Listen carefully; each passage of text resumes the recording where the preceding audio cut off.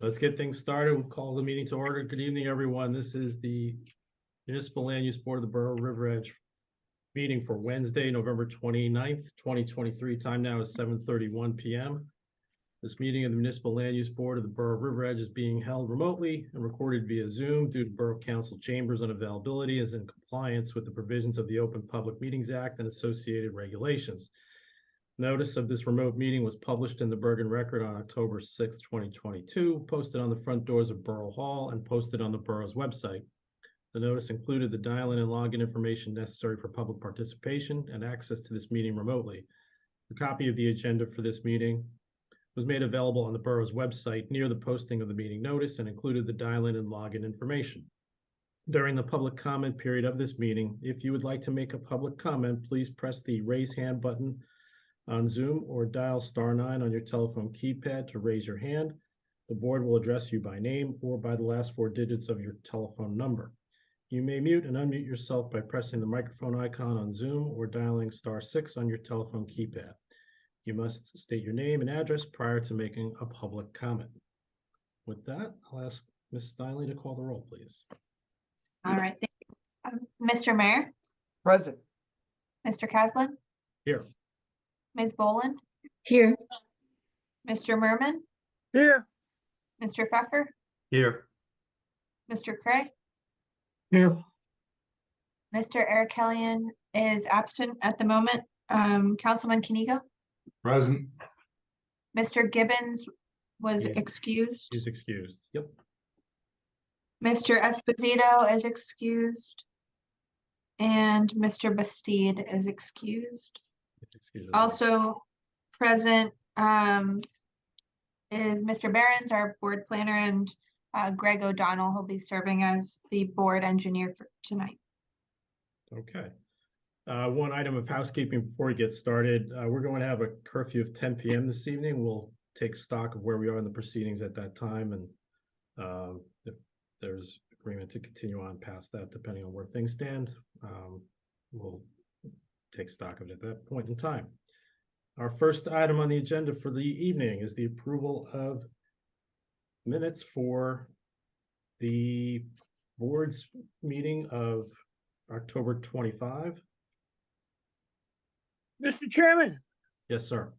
I reviewed the minutes and I have no comments. Thank you, Mr. Merman. Anyone else from the board have comments to the minutes for 10:25? No. Okay, there being none, I'll take a motion to approve, please. So moved. Thank you, Ms. Boland. Is there a second? Second. I think I got Mr. Cray on the second. All right, and it looks like Mr. Eric Kellyan is here now. Eric, Good evening, everybody. My apologies. I had a little technical difficulty with logging into the internet, but I'm good. Thank you. All right, good evening. Okay. and we can do a voice We'll vote. do a voice Everyone here was present at that meeting. Okay, great. Okay, with that, all in favor for approving the 10:25 minutes as presented? Aye. Aye. Any Aye. opposed, they abstain? Okay. Thank you all. Next item for under approval of minutes is the minutes for our meeting on November 8th, 2023. A draft of the minutes were circulated to the board prior to this evening's meeting. Open it for comments or questions from the board. Mr. Chairman, I Mr. also reviewed these minutes and I'm fine with them. I'm happy. I have no comments. Thank you, Mr. Merman. Any other comments from the board? Okay, there being none, I'll take a motion on approving the minutes as presented. So moved. Thank you, Mr. Cray. Is there a second? Second. Thank you, Mr. Pfeffer. Mr. Pfeffer, were you, I have that you were absent that meeting. Oh, that was the last meeting? I'm sorry. Yeah, that's right. Okay. Second. Okay, thank you, Ms. Boland. Okay, so the only one then who's ineligible to vote is Mr. Pfeffer? Yes. Okay, with the exception of Mr. Pfeffer, all in favor? Aye. Aye. Aye. Any opposed, any saying other than Mr. Pfeffer? Okay, there being none. The minutes from November 8th are approved. Thank you all. Next item on the agenda for this evening.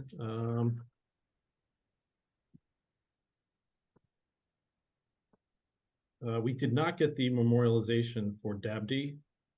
No, I did. I'll have that for the next meeting. That's fine, no problem there. So we're gonna continue on then. Under completeness review, excuse me, the first item this evening is Andrew Ip. Property is 929 Summit Avenue, Block 202, Lot 2.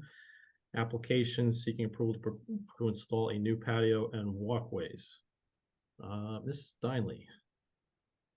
Thank you. Prior to the meeting, I reviewed the proof submitted by the applicant and found them to be sufficient for the board to hear the application tonight. Okay, thank you. Mr. Burns. Good evening. From a completeness perspective, as you said, Mr. Chairman, the application is for a patio and associated walkways. The board has received an accurate property survey as well as a plan, which is to scale of the proposed improvements. So I believe the board has sufficient information to proceed. Okay, thank you. Questions from the board on completeness with the application? Okay. There being none, I would entertain a motion on completeness of this application. So moved. Thank you. Was that Mr. Eric Killian, I think? Is there a second? Thank you, Ms. Boland. All right, Mr. Mayor, Yes. Mr. Caslin, Yes. Ms. Boland, Yes. Mr. Merman, Yes. Mr. Pfeffer, Yes. Mr. Craig, Yes. Mr. Arkelian, Yes. Councilman Kenigo, Yes. and the motion passes. Okay, thank you, everyone. Next item under completeness review this evening, the applicant is Kwang Sung Lee.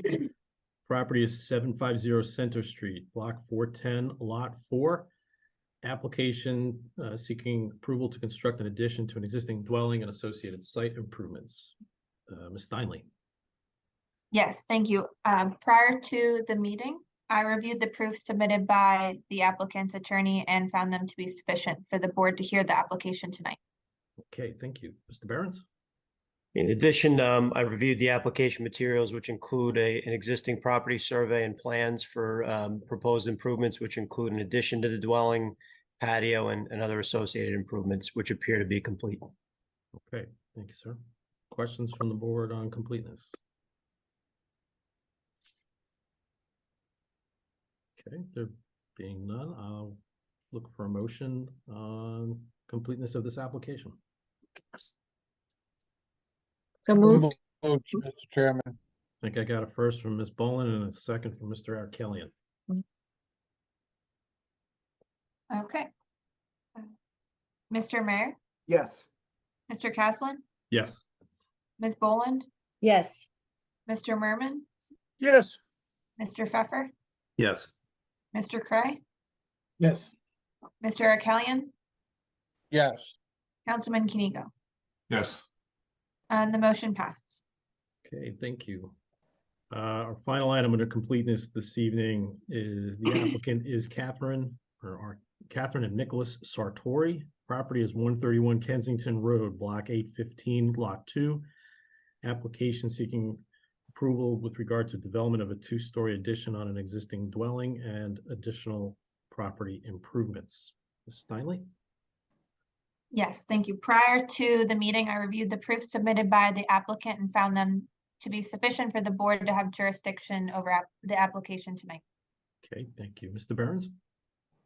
As you stated, Mr. Chairman, the application is primarily for an addition to an existing dwelling. The lot happens to be a corner lot, which drives the need for some of the relief being requested. But in any event, the applicant submitted an accurate property survey and architectural plans, which appear to be complete. Okay, thank you, Mr. Behrens. Questions or comments from the board as to completeness on this application? Okay, there being none, I'll look for a motion on completeness of the application. So moved. Thank you, Ms. Boland. Is there a second? Second. Thank you, Mr. Cray. All right, Mr. Mayor, Yes. Mr. Caslin, Yes. Ms. Boland, Yes. Mr. Merman, Yes. Mr. Pfeffer, Yes. Mr. Cray, Yes. Mr. Arkelian, Sorry, yeah, There we go. And Councilman Kinigo. Yes. Motion passes. Okay, thank you, everyone. Moving along into new business on the agenda this evening. First item under new business is applicant is Andrew Ip. Property is 929 Summit Avenue, block 202 and lot 2. Application seeking approval to install a new patio and walkways.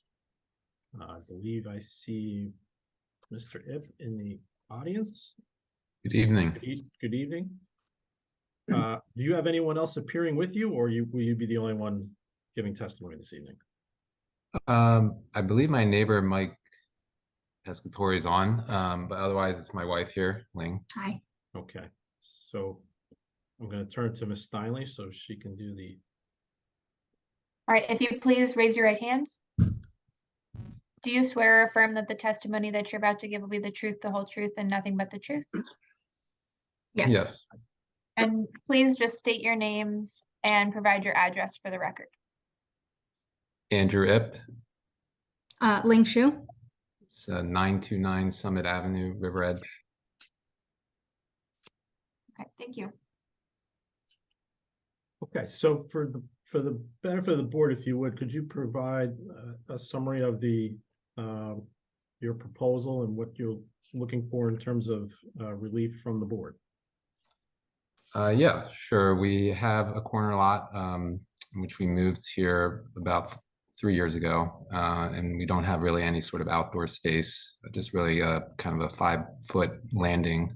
And so we wanted to have an outdoor patio space. Ling, you wanted to describe Oh, more? yeah. So, I mean, we're looking to start a family, and my parents are also looking to live in the area, or well, move to the area.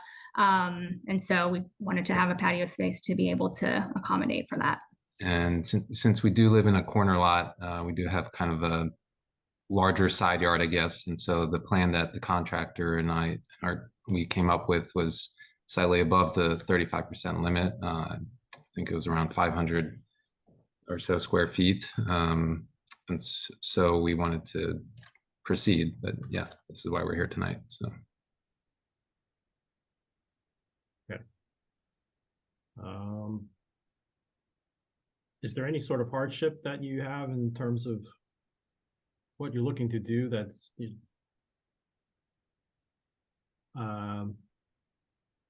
preventing you, or that you need variance relief in order to proceed with the proposed improvement? Hardship meaning? Yeah, I mean, is there, other than you have a side, I think you mentioned a side yard, is there any other hardships that you have for which variance relief would be would help you to achieve the desired outcome? No. Okay. All right. Thank you for that. I'm going to turn it to the board now for questions on the application. So I'm going to start with Mr. Cray. I'll start with you, if I may. I'll make sure I get all the correct information on the survey that you provided. It shows your total lot area is 9,552 square feet. Is that correct? Yes. Okay, so you have an oversized lot compared to a typical lot in River Edge, which are generally 7,500 feet or less. So you have a larger lot than typical. So the amount of coverage you're looking for at 37% is, somewhere in the range of 3,500 feet, 3,500 square feet, where on a 750 square foot lot, it's like 2,600 at 35%, which is, what the code calls for. So it's kind of it's an awful lot of extra space to be asking for, and especially to go above the 35% when you have such a big lot. I guess, and I want to back up one, the patio that you're putting in is 25 by 20, so that's 500 square feet, right? Mhm. The walkway from the driveway, is that a 4-foot wide walk the whole way, the 8-foot line and the 4-foot line? It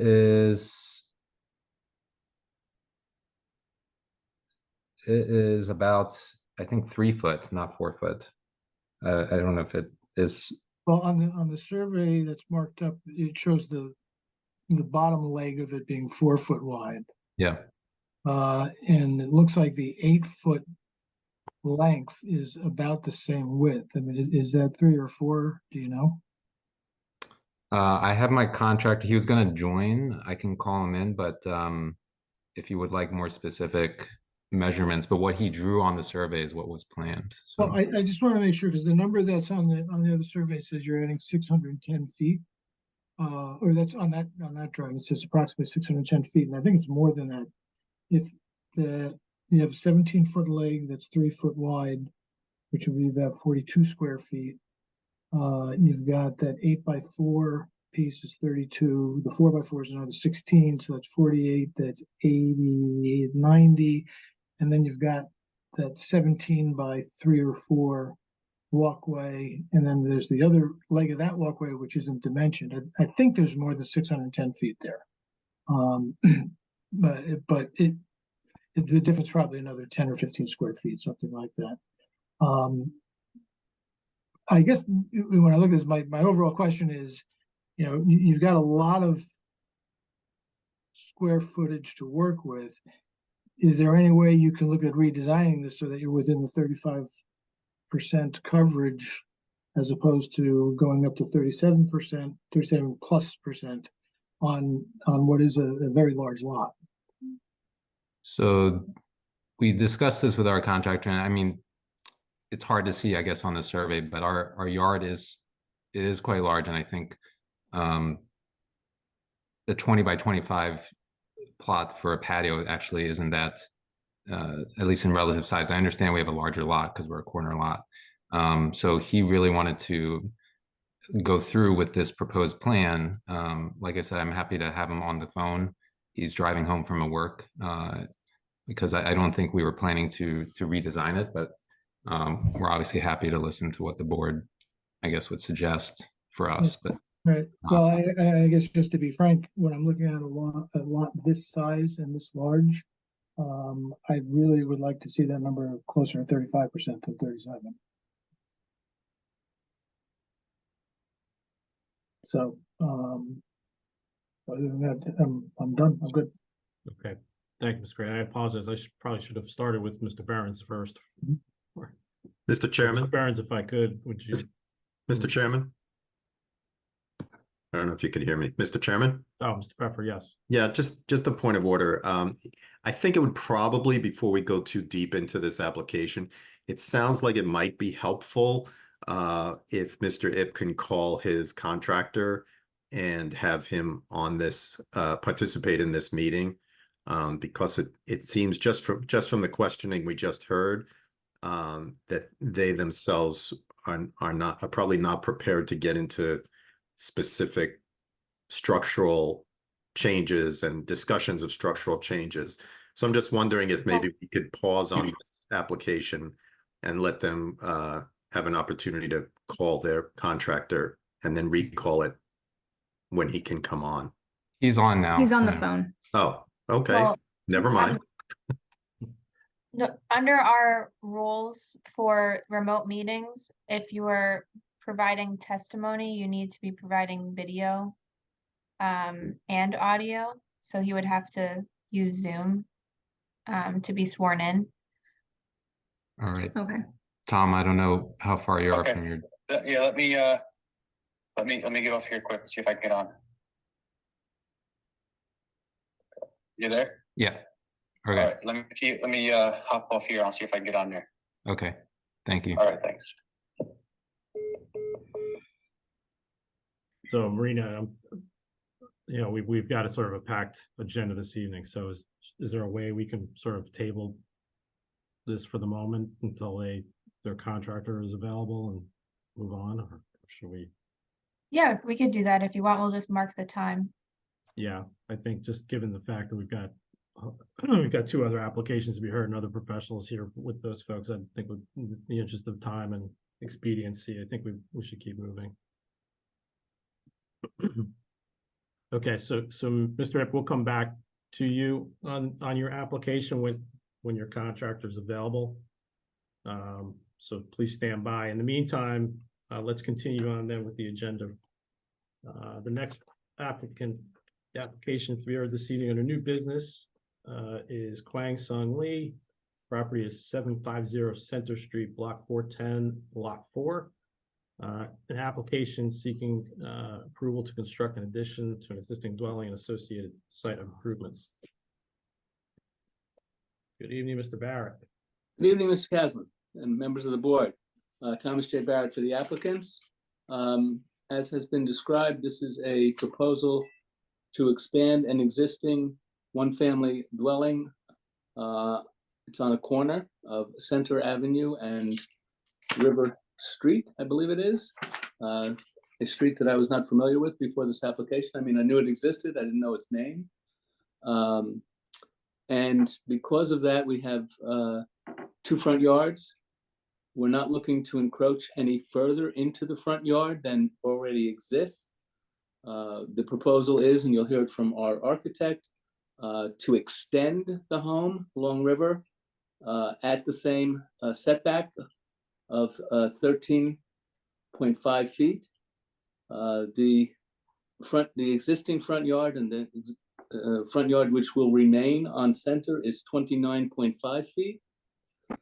We are looking to expand the coverage from 16.4% to 25.5%. So a 0.5% over the allowed limit, a total of actually 43 square feet.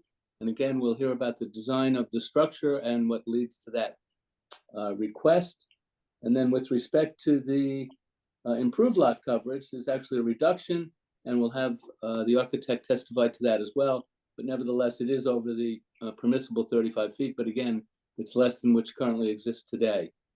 But at this point, I'd like to call upon Mr. John Lee, the applicant, just to briefly tell the board why he bought the house and what his hopes are with respect to it. And then we'll get into the details with the architect. Okay, Ms. Steinley. Okay, Mr. Lee, please raise your right hand. Do you swear or affirm that the testimony that you're about to give will be the truth, the whole truth, and nothing but the truth? Oh, I think you're muted. Yes. Okay, and please state your name and provide your address for the record. 750 Center Avenue, River Edge. My name is Kwang Sung Lee.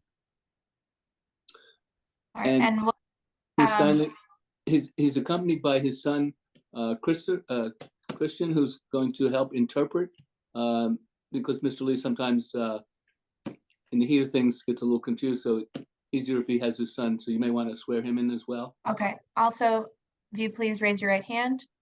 Do you swear or affirm that the testimony that you're about to give will be the truth, the whole truth, and nothing but the truth? Yes. Okay, thank you. So Mr. Lee, briefly, my understanding is that you purchased the property because you've outgrown your current dwelling. Is that correct? Yes. And how many people are there in the family? 6 people right now. Okay, and you indicated though that there's how many bedrooms in your current house? Right now we have is three bedroom and 1 bathroom. For the family of 6. Yes. Okay. And so basically you purchased this in the hopes of expanding it and provide more living space for the whole family. Yes. Yes. I don't have any more questions of Mr. Lee at this time. Okay. Mr. Behrens? I don't have any questions for the applicant. I think maybe just want to hear about the plans and the relief. Okay. Mr. O'Donnell? Nothing at this time. I think just have the applicant explain what their plan is. Okay. Very good. Mr. Barrett, please continue. Thank you. So, if I pronounce it correctly, Mr. Al-Mukhtar? Yes, that's correct. Oh, good. Good evening, everyone. Good evening. All right, Marina, if if you you would. please raise your right hand, do you swear or affirm that the testimony that you're about to give will be the truth, the whole truth, and nothing but the truth? Yes, I do. And please state your name, spell your last name, and provide your business address for the record, and provide the board with some background on your experience and licensure. Sure. So my name is Nasser Al Mukhtar, ALMUKHTAR. I'm a principal at Heritage Madison Architecture, located at 1171 Madison Ave in Paterson, New Jersey. I have been licensed for about more than 20 years now. I have testified, I do have a current license in good standing in the state of New Jersey. I'm also licensed in New York and Pennsylvania. I have testified in front of numerous boards throughout the state of New Jersey and been accepted in all of them as an expert witness in the field of architecture. Thank you. Thank you. Questions from the board as to architect's credentials?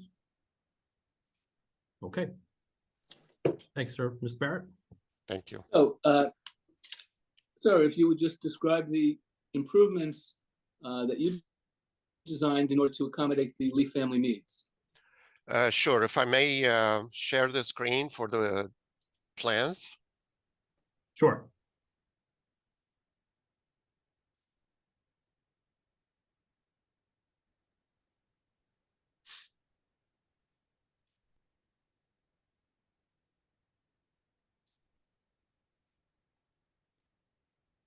So do you see the screen in the drawings?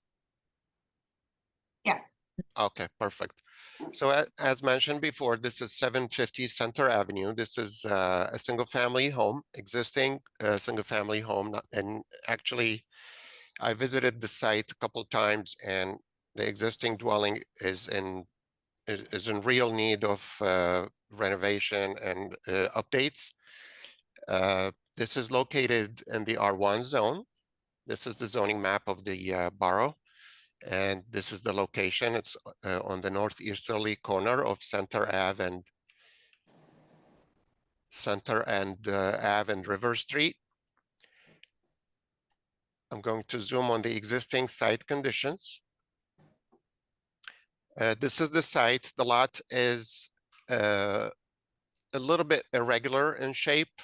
On one side, it's 106.1 foot deep. On the other side, it's 105.16 foot deep. And then the width, 77 facing Center Ave, and towards the rear, it's 77.01 according to the survey. So this is the lot. The blue line that you have here, this indicates the existing boundary of the footprint of the existing dwelling. We have a wide asphalt driveway here on the left side that goes to the one car garage, and then this is the dwelling. There is a small entrance, a concrete walkway, and a small entrance that leads to the house, and there is a deck towards the rear. It's also in a dilapidated shape. So the proposal, as mentioned, is to add an addition towards the rear of the backyard and a small addition here to the front to give us some space towards the front. If we go to the proposed site plan, this is the proposed site plan. So this post-shade area indicates the proposed addition towards the rear. If you notice, we kept the line on the left side and on the right side, the line of the existing footprint. We did not increase the or bump out, if you will, from the existing footprint. And this small addition to the front, it does comply in terms of the setbacks. Now, the existing dwelling is 29.5 feet, and this is not in compliance. We only have about 6 inches over the required setback, which is 30 feet.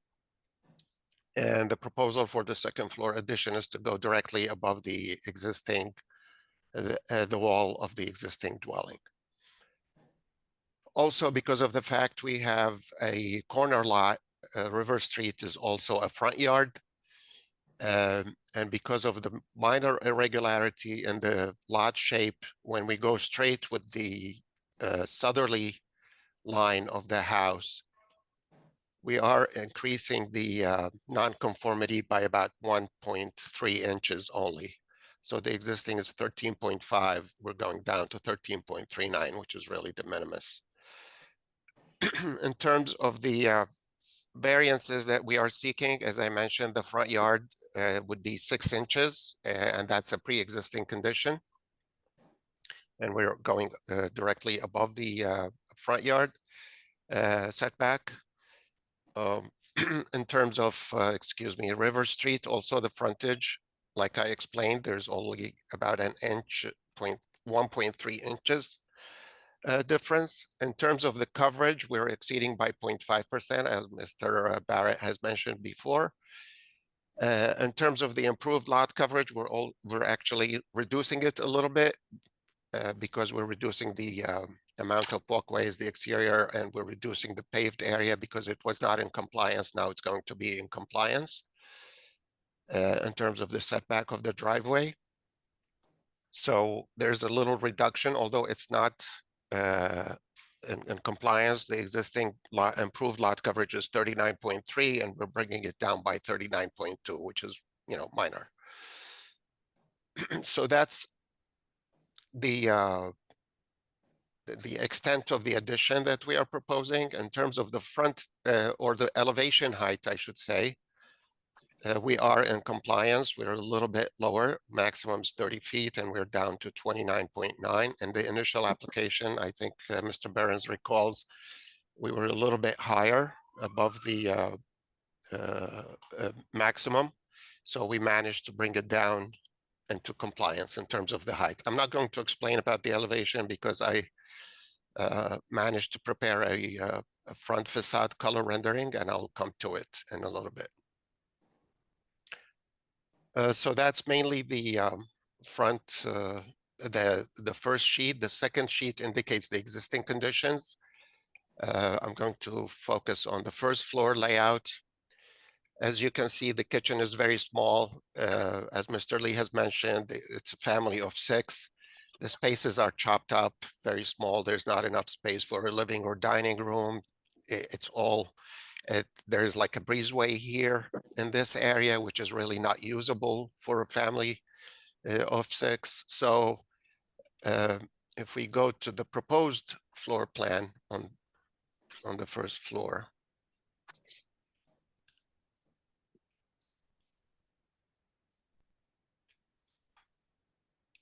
we are proposing to have an entryway here, accessible through you know, a single door with 2 side lights. To the right, you would have a living room with a fireplace. To the left side, there would be a dining room. And then towards the rear, there would be an open floor plan layout with a family room with a sliding door leading to steps to a rear yard patio, and also a kitchen with an island. As he mentioned, there's an in-law living with them. So there would be a bedroom on the first floor because of, you know, the difficulty of going up and down. There would be a bedroom for the in-law. It's not a huge bedroom, but it's just sufficient for the in-law to stay there. And with a bathroom accessible from the bedroom. Also, the first floor would have a powder room, a pantry, access to the garage, also to a mudroom that leads to the kitchen area. We believe that this layout, you know, it goes, you know, in line with the modern day living, and especially with a large family like this. The spaces are not huge, but they are just good sized for a family of this size. If we go to the second floor, that would be mainly for the family. They have 3 kids, so we are proposing 3 bedrooms, as well as a master bedroom. The 2 bedrooms on the right would be sharing a Jack and Jill bathroom, toilet, shower, and 2 sinks. They have their own small closets. And then there is an ensuite, a bedroom here with its own bathroom. I believe that's for the daughter. And then we have a laundry room up on the second floor. This would be a distributor area to all the bedrooms. And then the master bedroom would be on the left side, kind of isolated from the rest of the bedrooms, would have his and her closet, a master bathroom, and a master bedroom.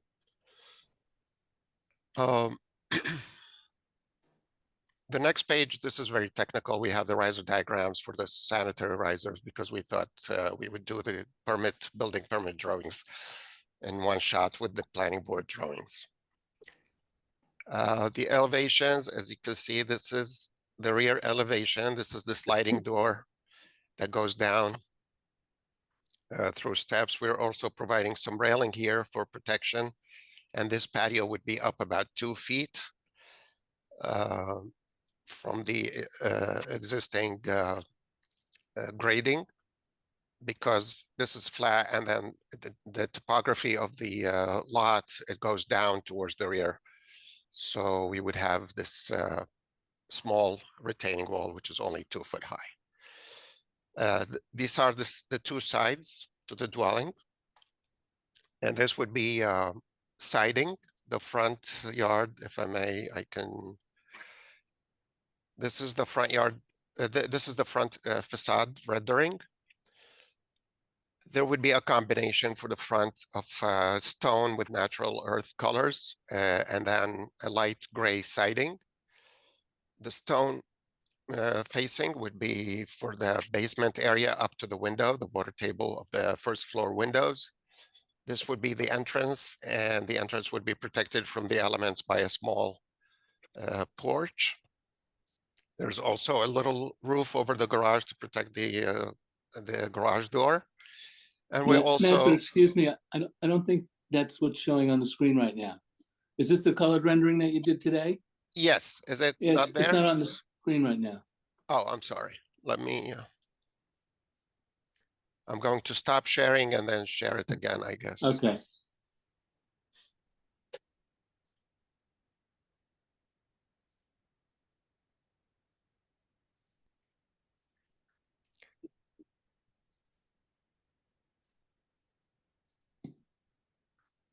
Yeah, that's good. Thank you. That's good, sure.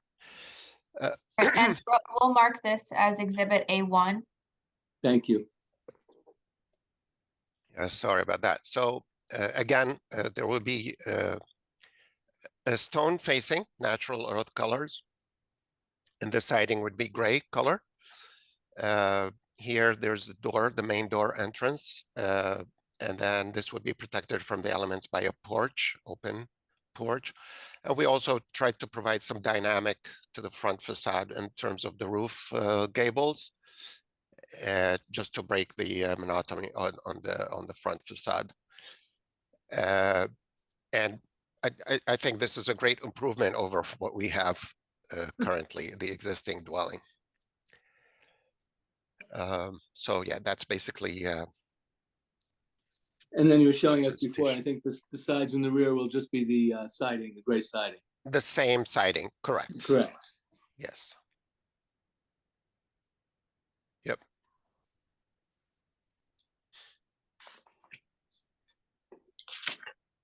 And then, so I guess that's it as far as the improvements. Yes, that's correct. Okay. Did you have an opportunity to review the Costa Engineering letter of November 15th? Yes. And you and I discussed the fact that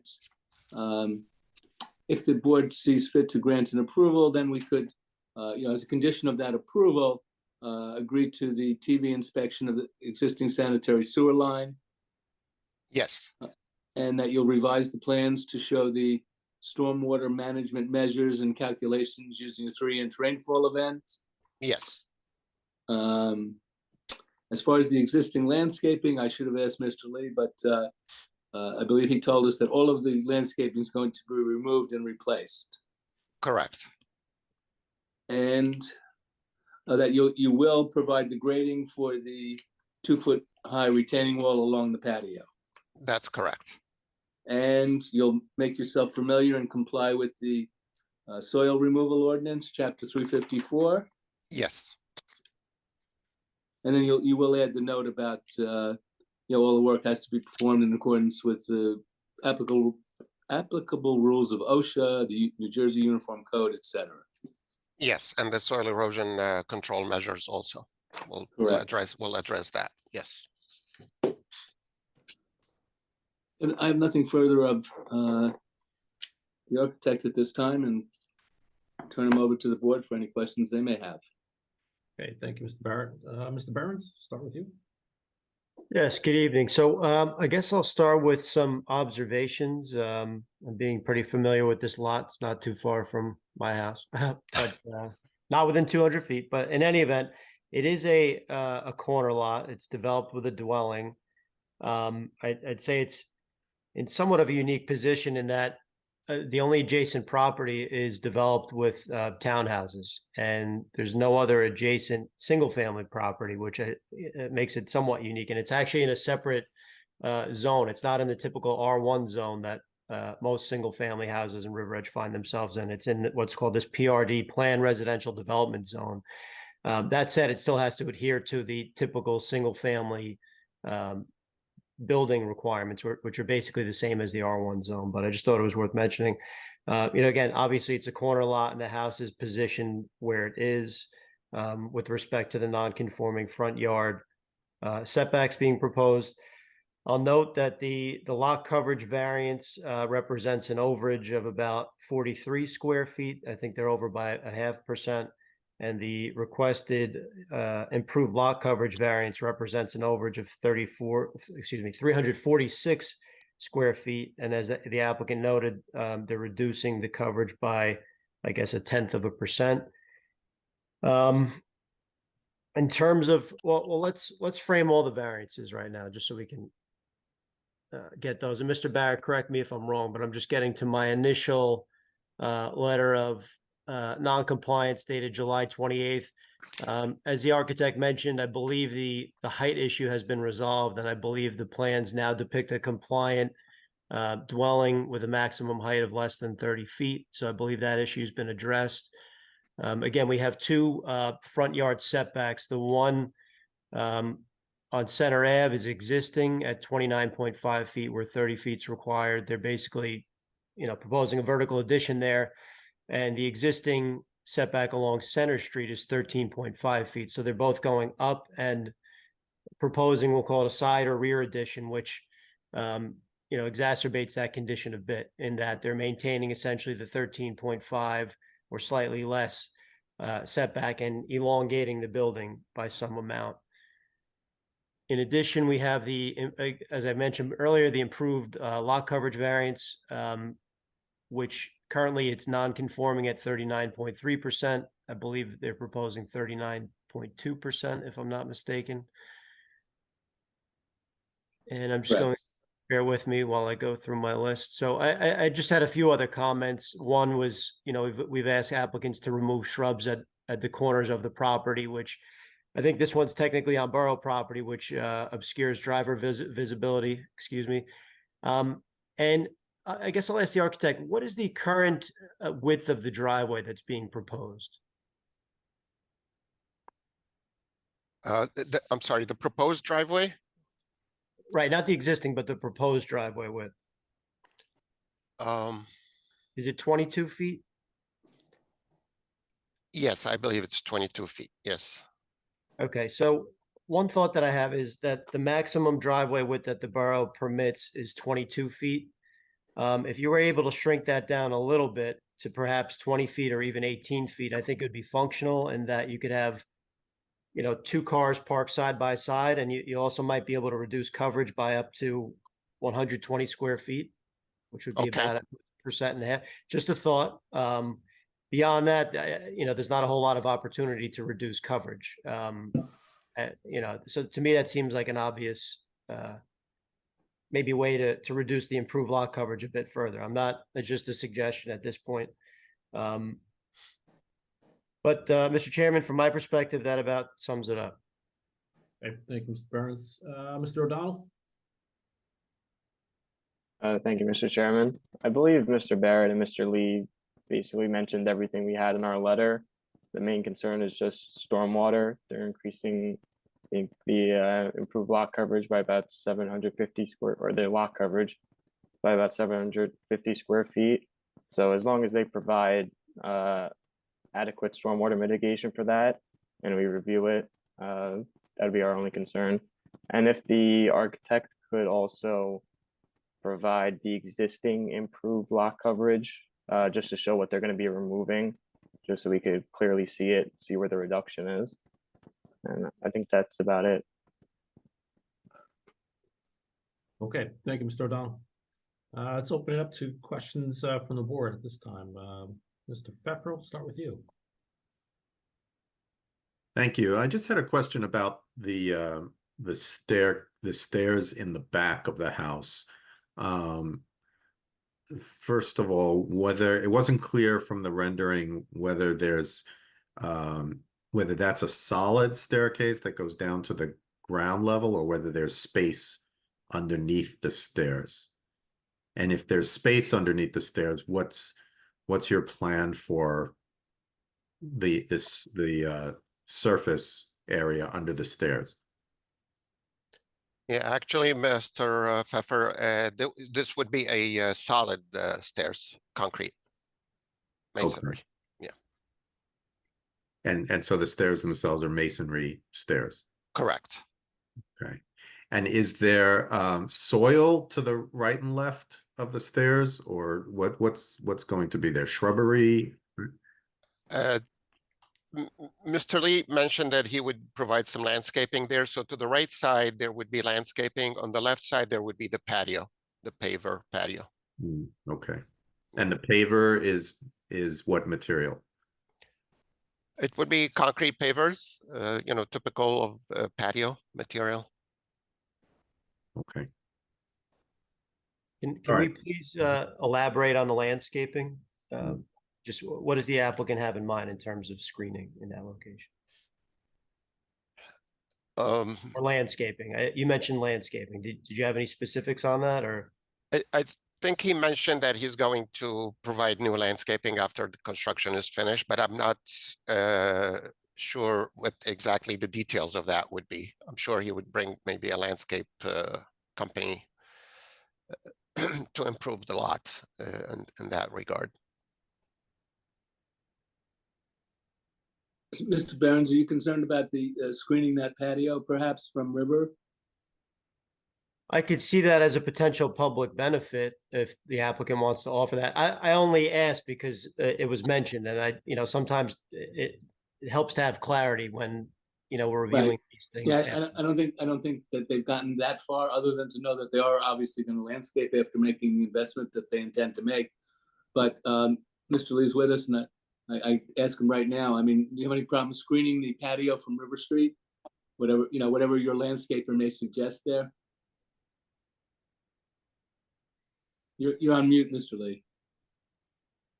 Could you repeat your question, please? Yes. My understanding is that the patio will be visible from River Street. Yes. Patio in the back. So what Mr. Behrens is suggesting, that perhaps some shrubs or arborvitae or something be installed along the patio so that it's shielded from River Street. So if somebody driving along River Street is not going to be able to look right onto your patio. Okay. And you yourselves are going to be shielded, and and the neighbors, not the neighbors, but those who drive by would be shielded from seeing you sitting on your patio. Okay. So it's more of a privacy thing. 바꾼다는 얘기 아니라. 파리오에는 그 슈터브 한다고 그러면 밖에 다니는 사람들 안 보일 수 있게. Okay. All right. Yeah. Yeah, we like that idea. And also, Mr. Behrens, so I had the opportunity to consult with the Lees, and they have no issue reducing the driveway width to 20 feet. Okay, thank you. I mean, I offered that for the board's consideration, but thank you for confirming. Yes. Well, I figured, let's find out right away. I appreciate it. Thank you. And I have nothing further, Mr. Chairman. Okay, thank you. Ms. Boland.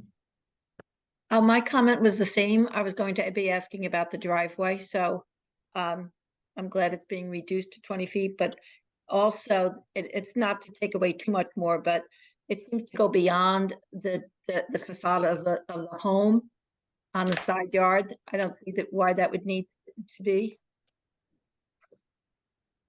So that would reduce a little bit more. Line it up with the front facade. All right. Can we share? I understand what you're saying. Can we share the plan Someone from the applicant's team? Just to hone in on that.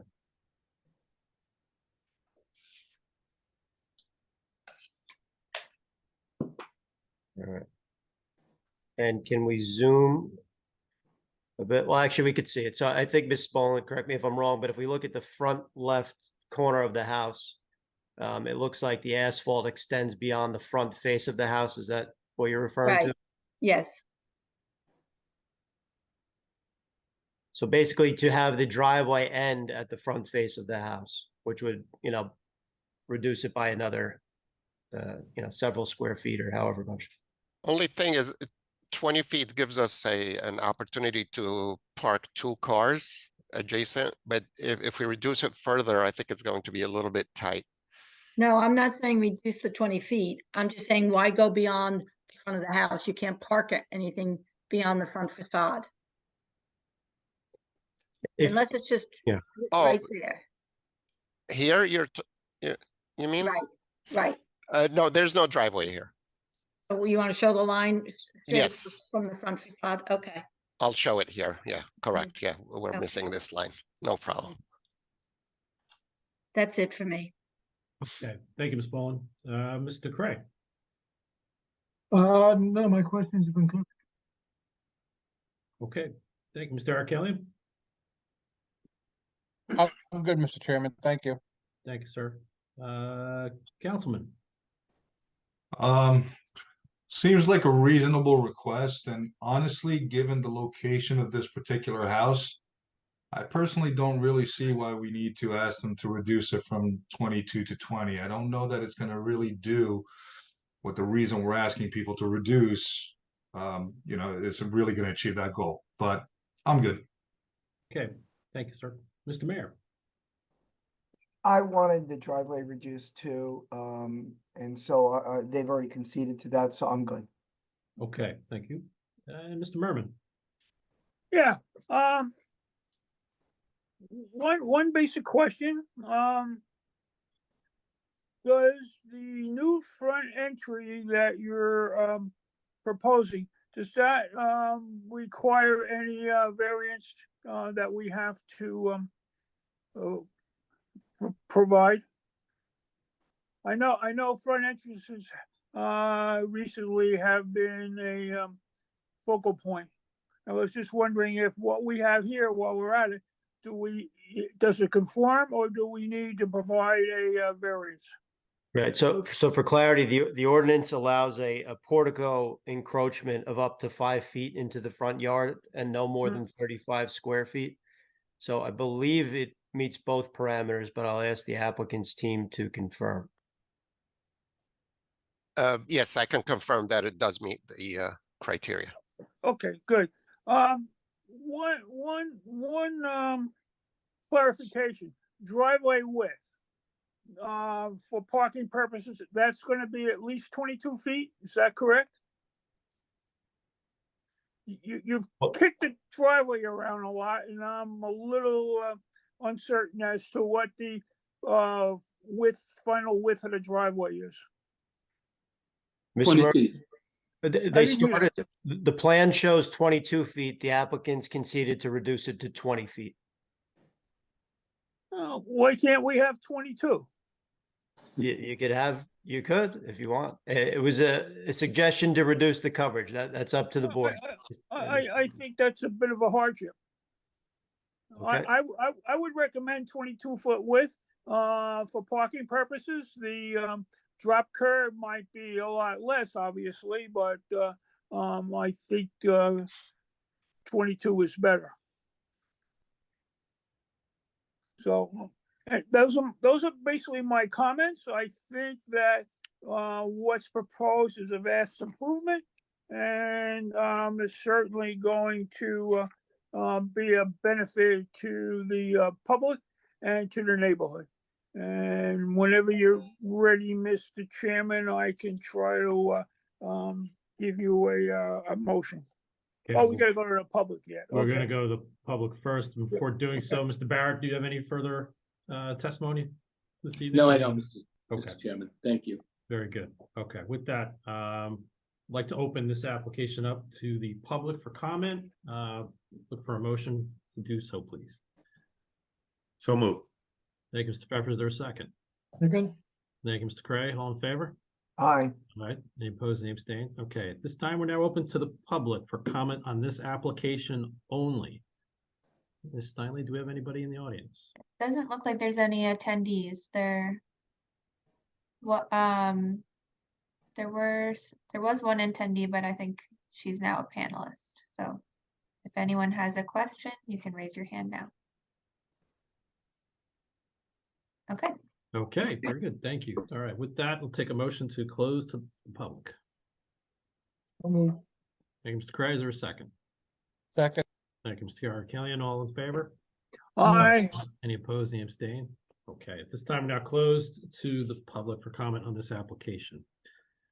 At this point, any final comments, questions from the board? Do we resolve the 22-foot? Is it in or out? Well, I Probably- think that's going to be the subject of the motion, if made. Okay. Are So you ready for a motion? at this point, if no further comments or questions, we'll look for a motion on the application. Mr. Chairman, Mr. I don't Kelly? know if Mr. Barrett would like to poll the board to see about the 20 versus 22, to see where we stand before we go ahead with a motion that may or may not be granted because of the change. Up to Mr. Barrett. Well, Mr. Chairman, I mean, obviously the project was designed with a 22-foot wide drive-in. I think, speaking from experience, the wider it is, the less likely the door is going to get dinged and things of that nature.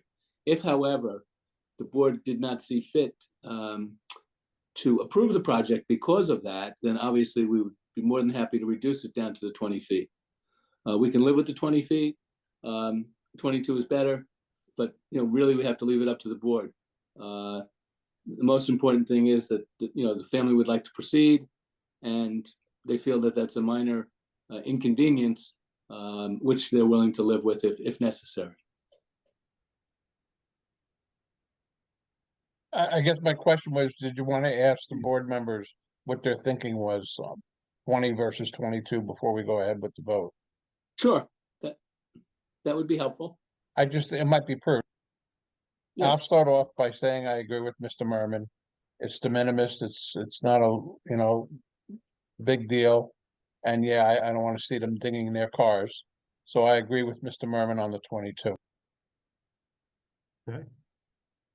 Ms. Boland? I was leaning towards the 20. I think it's 20 foot is wide enough, but I'll defer to the majority of the board. Okay. Mr. Mayor? I agree with Ms. Boland only because it's an oversized lot. It's 8,133.5. And they're already moving from lot coverage of 16.4 to 25.5, and we're granting that. I just, as we were chided last meeting by a resident, we seem to be granting as pretty much whatever client applicants want. I think 20 feet, if the applicant is willing to do that, just reduces lot coverage a little bit, and but I would defer to the majority. So when the vote comes, I'll ask to vote last. Okay. Thanks, sir. Mr. Pfeffer? Yeah, it's funny. I go back and forth on this because on the one hand, I think that the additional 2 feet doesn't really make much of a difference. And that's what the applicant wants. People don't seem to feel very strongly about it. On the other hand, part of me is saying, hey, if somebody is voluntarily reducing the surface area, why not go with it? Any opportunity we have to reduce coverage is a plus. So I'm real wishy-washy on it. I'll confess to that, and I will just go with the majority. I think either way is not going to be a major negative precedent. Mr. Craig. I guess, I think I was happy to hear the 20-foot, the acceptance of 20-foot for two reasons. One, just, kind of the willingness to, to make some changes to get the best result. And two, I'm looking at this driveway and it's deep enough to stagger two cars. So the issue of, kind of dinging and banging cars is probably less than it might be, where they had to park side by side. So I think I'd like to see them reduce it to 20 feet. Again, especially in light of, again, some of the commentary we've had, in the last couple of meetings about what is being approved and what levels we're trying to achieve. I think anytime we can make a step towards it, the better. So I'd like to see the 20-foot. It sounds like that there's not a tremendous amount of rigidity in people looking at 20 versus 22. So I mean, I guess I'll go along with the crowd that if 22 seems to be the majority number, that's fine. But I think just from the standpoint of a statement, getting that 2-foot reduction is probably not a bad thing. So, Mr. Craig, you're voting for 20 feet? Yes. Okay. Councilman? I think you all know that historically I've actually been very conservative on this point, and I tend to vote for less coverage. But I'm also always thinking about, a case-by-case basis. And I think location makes a difference. And I think the reason that we're always voting, or having these discussions is for a specific reason. So based on that, I don't see the difference. So I don't really care either way, but I think that giving the extra 2 feet is not gonna be a negative in River Edge, and affording them a little more space just makes life easier long term. So I would say 22 feet, but if the board wants 20 feet, like I said, I've been conservative all along, so I'm okay with that as well. Okay. And from my perspective, I would support the application either way. I think, 20 feet is, would be 20 feet or 22 feet, certainly with 22 feet, given that, to the councilman's point, location is meaningful and Center Ave can be a busy thoroughfare. And, if there's extra room there to move in and out, that might be helpful. That would be a good thing. So, with that, so you're proposing, you're voting for 22 feet, Mr. Chairman, is that it? I'm willing to go with the majority. I will support the application Pick one. either way. There's So no I'll pick- majority. But I I'll got pick- one in that category already. You gotta be the Mr. Chairman, tiebreaker. Mr. Chairman, I think everybody's voting left except me and Mr. Berman, so. But I will go with the 22. I'm fine with that. Oh, okay.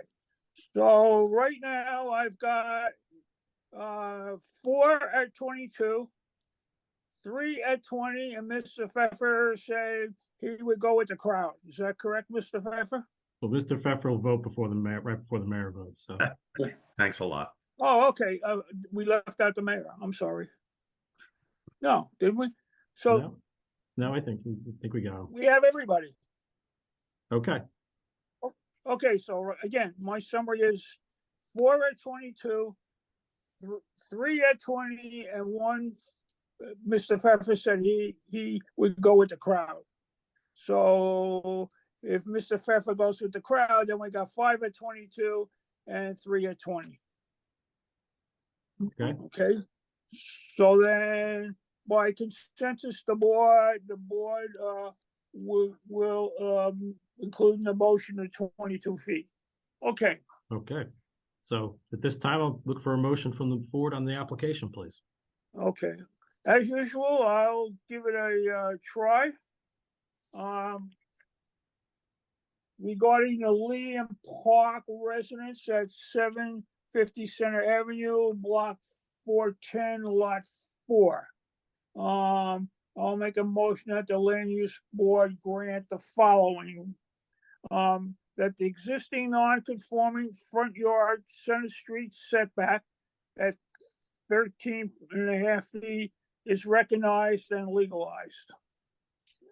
The existing non-conforming front yard River Street setback at 13.8 is recognized and legalized.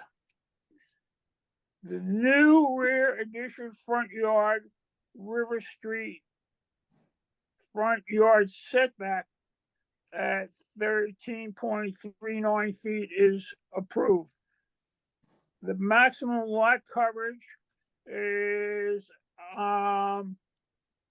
right now it was 25.5 feet because it was over, but we made some adjustments to the paving and so forth. So that percentage will have to be recalculated, and if we need a variance, so be it.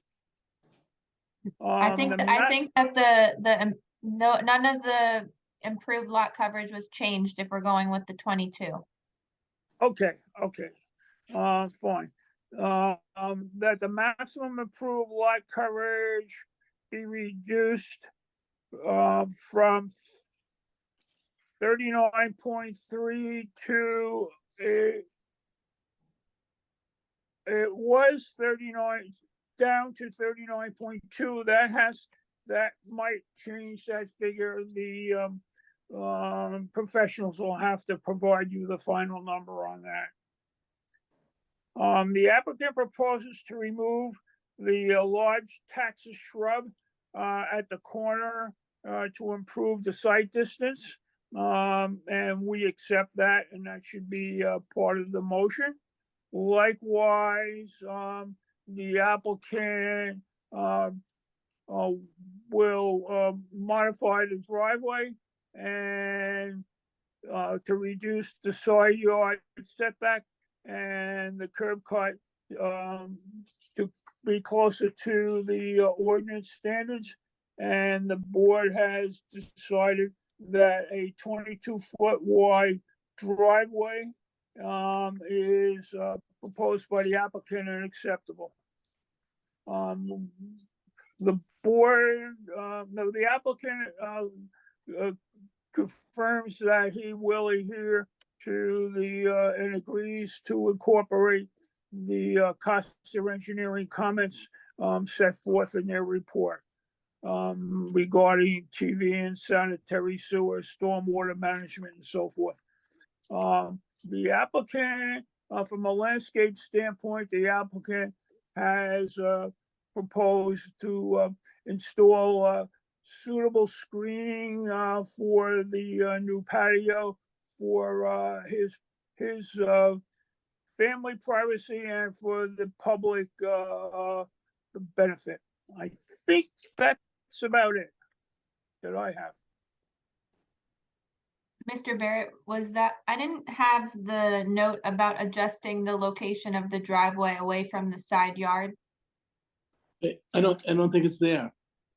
I think that our architect was able to point out where Ms. Boland was looking was not actually part of the driveway. Am I correct, Ms. Boland? Was that? Yes. So I don't think there is any adjustment there. Okay, all right.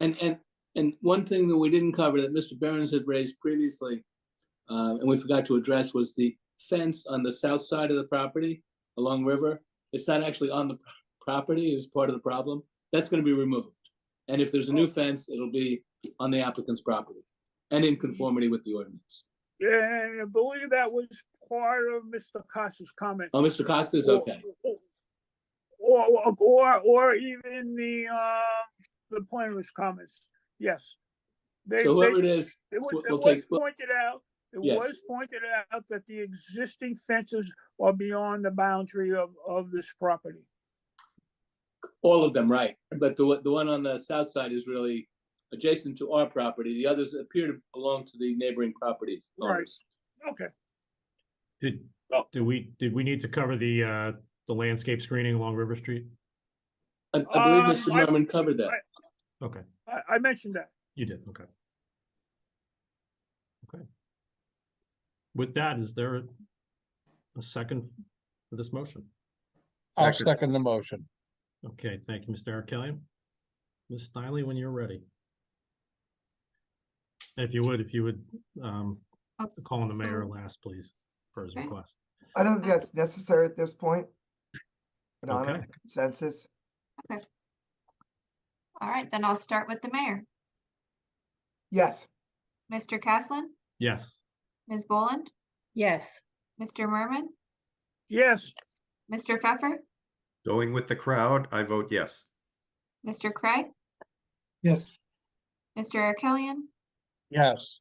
and Councilman Kinigo. Yes. All right, the motion passes. Okay. Thank you. Good. Congratulations. Congratulations, folks. Congrats. Enjoy your new home. Congratulations Thank on you the so much. best Thank you. improvement to the Thank you so area. much. Have a good evening. Yes, I'd like to wish everybody a, Merry Christmas coming up and a Happy New Year, since I will not be appearing before you for the rest of this year. Happy holidays. And Yes. to you, Mr. Barrett. Thank you, Mr. Barrett. Barrett. Take care all. Thank you. Bye-bye. Thank you. Happy holidays. Thank you again. All right. If I can I go back to Mr. Ip? If you have your contractor available at this time, we can resume hearing your application. Is your contractor available? He is on the call right now. I've been messaging with him. I don't know if Tom, are you there? Let me just.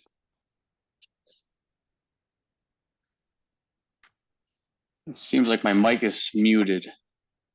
Yeah, we can hear you. We can hear Oh, you. okay. Just need to turn your camera on. All right. Still on safe driving mode. Be safe. Let's see here.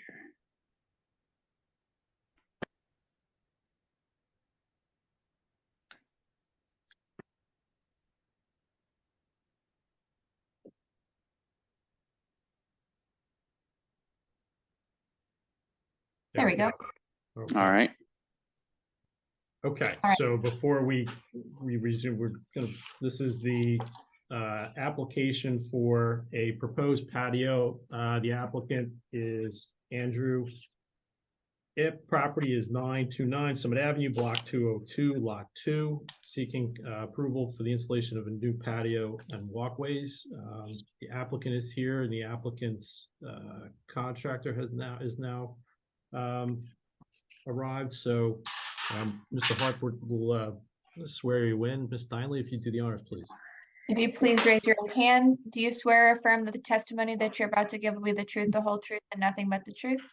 Yes. And could you please state your name, provide your last name, and your title and business address? Thomas Hartensveld. I'm the owner. And it's 220 Burnt Meadow Road, Ringwood, New Jersey.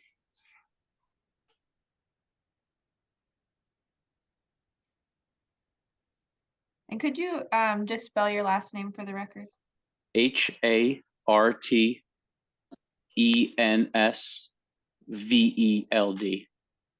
Okay. Okay. All right. So just to recap before we had to table this earlier, I think the conversation centered around the applicant's proposal for the size of the patio. Discussion was being had as to the size of the patio being requested at 37%, which is in excess of the allowed 35% lot coverage. So discussion was had. I believe we left off. Mr. Cray had asked the questions on that, and we were going to turn to Mr. Behrens, but Mr. Behrens, maybe I think that's probably the best place for us to start, if I may, with you, and just in terms of just summarizing the coverage aspects for the benefit of the Sure. board. And if you'll indulge me, I'm just going to share the plan. I think that would help maybe frame, the what's going on here. So just to recap where we left off, we have a corner lot. The plan happens to be cut off where toward the bottom of the screen is the Summit Ave frontage. So you have frontage on Summit Ave. Hillside Ave, properties developed, existing house, driveway, concrete walkway, which provides access to to Summit Ave. As the applicant mentioned, they're seeking to add some sort of, rear yard, or in this case, a side yard amenity space. The proposal is approximately 610 square feet, which includes a 500 square foot patio, 25 by 20, and these attached walkways. So, to frame the amount of coverage that they're over by, 35% is allowed. They're in excess of that by 2.3%, which represents an overage of about 220 square feet. And I think where the discussion left off was we were trying to confirm, and maybe I forget your last name, but Mr. Hart, the other Tom, there's a few Toms on here, but the applicant's Tom, just to confirm the width of the walkways. It looks like it's 4 feet wide on this section and perhaps less than that here. And again, the idea is, whether or not there's any way to possibly reduce the coverage beyond what's being proposed. Yeah, I mean, we could, definitely bring the walkways down to approximately 3 feet.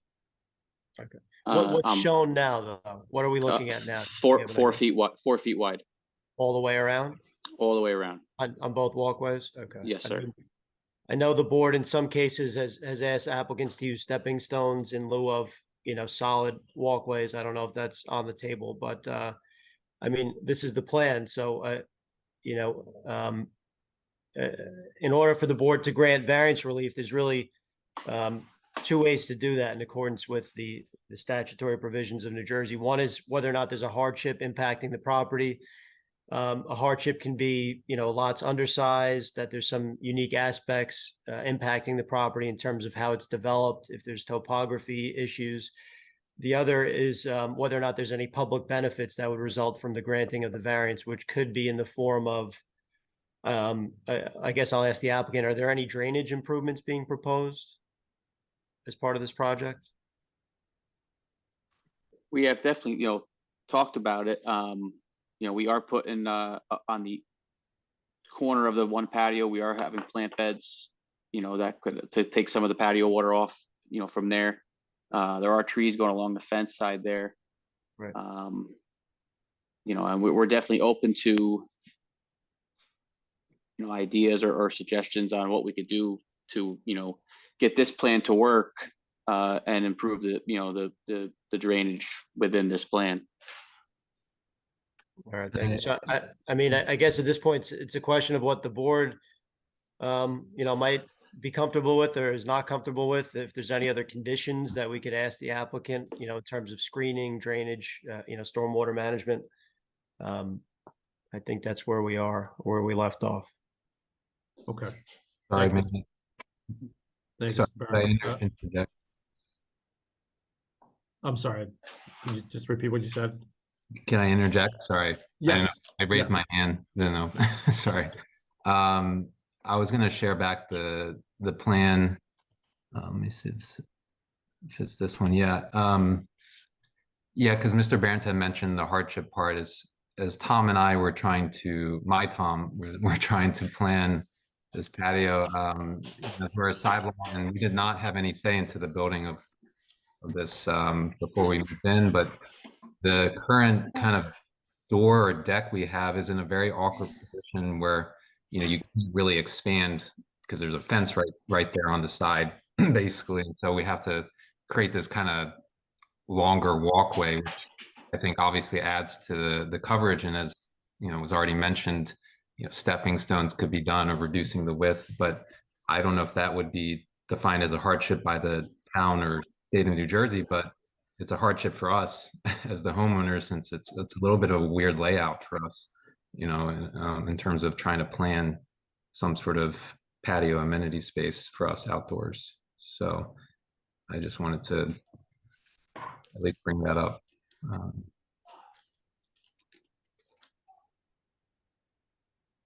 Okay, well,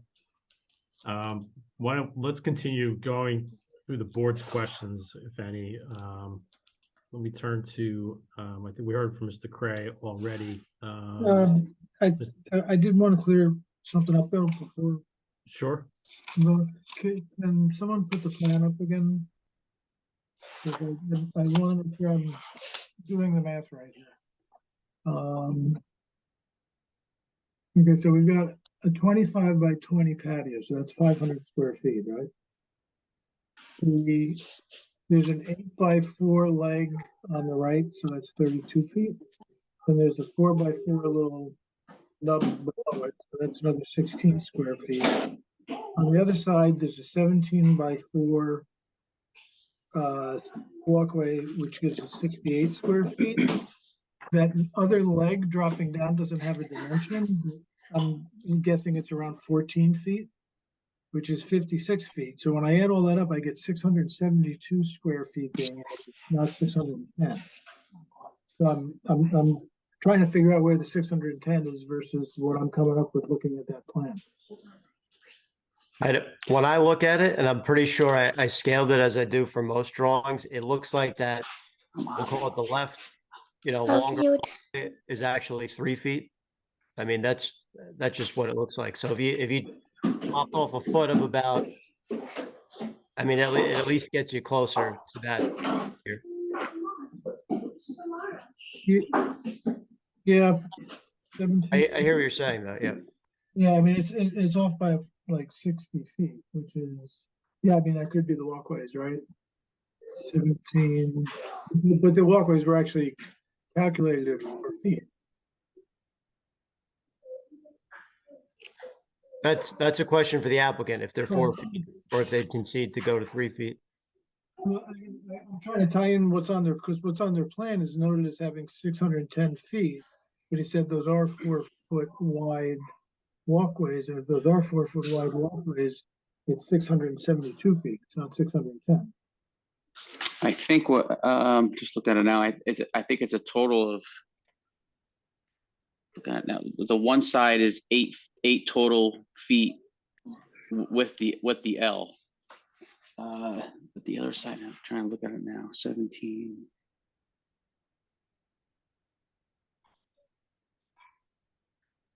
That's 17 linear feet.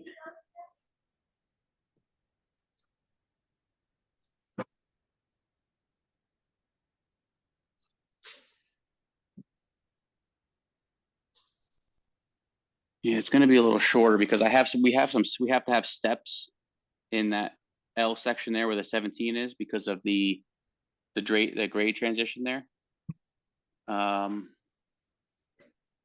So it's a little bit shorter than it's 17, and then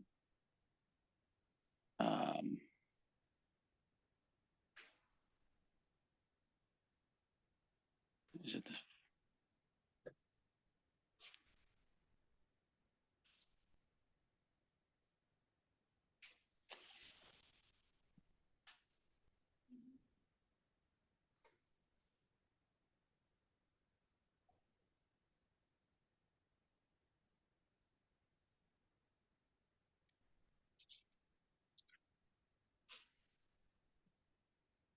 So I just subtracted it down to 3 foot walkways, and I got 578 total square foot.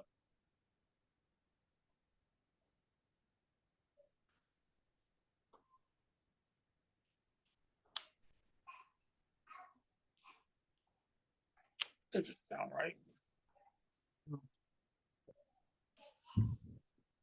What's the dimension on the leg that drops down from the 17-foot leg?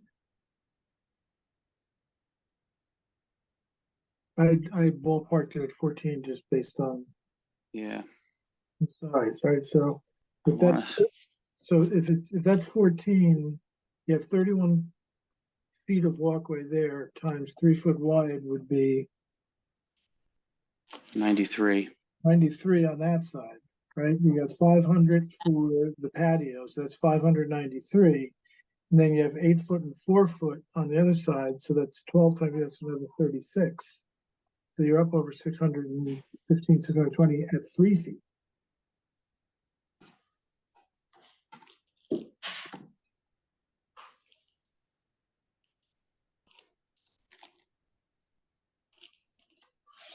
Maybe 24, yeah.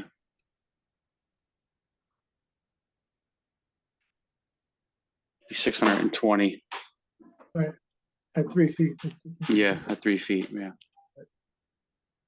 So we're really at 3 feet, we're kind of at the pretty close to the number we're talking about, the 37.3% coverage then. At 3 feet. Right. Okay. So, which makes it unfortunately a little tougher, but I guess my question is what, what are you willing to look at to maybe try to get that closer to the 35% that's, wouldn't need a variance? Well, just cutting down the size that much is a lot to get to that number. They're gonna lose a lot of space out there, and cutting it down to stepping stones. Yeah, I mean, it's nice, but this is a main access point. So like in the wintertime, shoveling that, keeping that clear to go from the driveway to that door is going to be, not pleasant either for maintenance, to shorten it up like that. So it's just trying to, I mean, any willingness to make the patio a little smaller?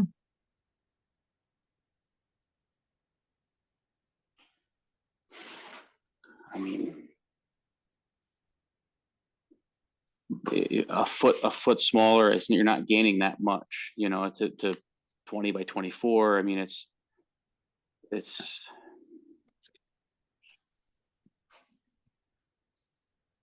Okay, well, just, I mean, I have the information I wanted now, so thank you for that. But just again, like I stated earlier, given that this is an oversized lot, big as it is, I'm not crazy about going from 30% coverage to 37% coverage. I'd like to see some effort to try to get that down a little bit. Is there anything we can do within the patio itself and drainage wise to keep basically the patio area contained within its own chamber system?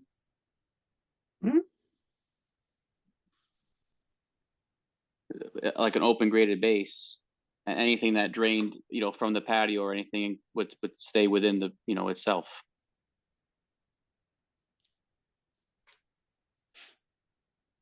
And not have to affect any of the sizes of the patio or the walkways or anything. A 3-foot walkways, we can make that work, but I'd like to really try to keep the patio size the same. I'd kind of leave that open for comment from the engineer, because I'm not really sure. I mean, are you basically saying that we do some sort of containment system? Do you want me to jump in? Maybe like a permeable paver system, just so you have a big stone base and it reduces the runoff from the actual paver area. Or because the survey obviously doesn't really show the topography of the site, so we don't really know where it drains. I don't know if it drains to the west towards the adjacent property, towards the street. Maybe installing some type of French drain around the perimeter or something, just to try to collect that runoff. But if you wanted to, maybe, I don't know what type of pavers you were going to use, but maybe a permeable paver system or something like that. If the board feels that's better.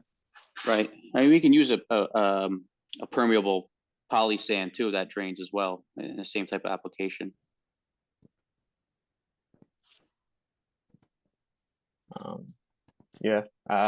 That's why I mean, there's really no information about what you guys were using. So if you can maybe just give a little bit more information about that. And if the board's open to it, if they can use a different type of material or something that drains better or something to help collect the runoff along the perimeter, maybe give a little insight about the topography where everything is draining, just so they are a little bit more comfortable. That'd probably help. Yeah, I mean, right now it's besides where I have the trees along the fence line, it kind of drops off there, towards, the, let's see here, where the row of trees are. That's kind of where the water, goes now. It's a little bit lower of a spot there. So it drains south towards the adjacent property. Yeah.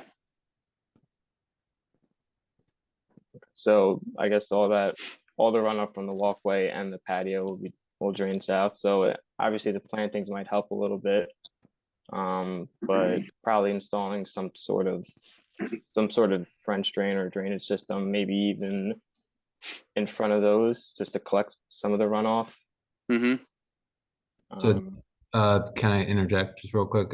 Since we've been living here for years, the drainage may go, yeah, somewhat towards the neighbor side, but actually, we actually had a drainage issue on this side where the patio may be built, and it actually primarily, at least on, I guess, one half of the yard, really goes towards the driveway and towards the street. So I don't know if that helps with. Well, you putting this patio in, are you going to be changing the grades in any way, or because usually pavers, you don't want to break it. I don't know how. Yeah, no, it's going to be pretty much stay, obviously pitch away from the dwelling. Yeah. Yep. And then the walkways, the 17-foot walkway there, that's going to have 2 step ups there, 2 6-inch rises. So because it drops off a little bit there to get that grade to change. Okay, so well, I guess in the proposed conditions, primarily, where is everything going to be pitched? South or to the driveway? Or is it their break, like you're saying there is now? I could pitch it towards the driveway, all towards the driveway, that side of the yard there, and towards the, is that the east there? Okay, yeah. I mean, obviously away from any adjacent properties, just to sure. Yep. prevent any issues there. But then also installing some drainage measures would probably be the best.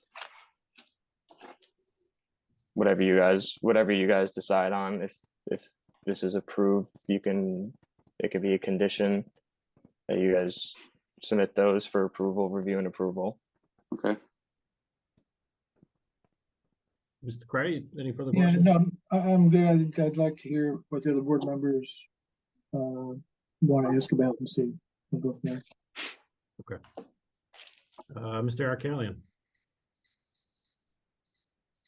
Tom, again, or Tom, what would have to be taken off of the patio to get us to the 35%? How many feet?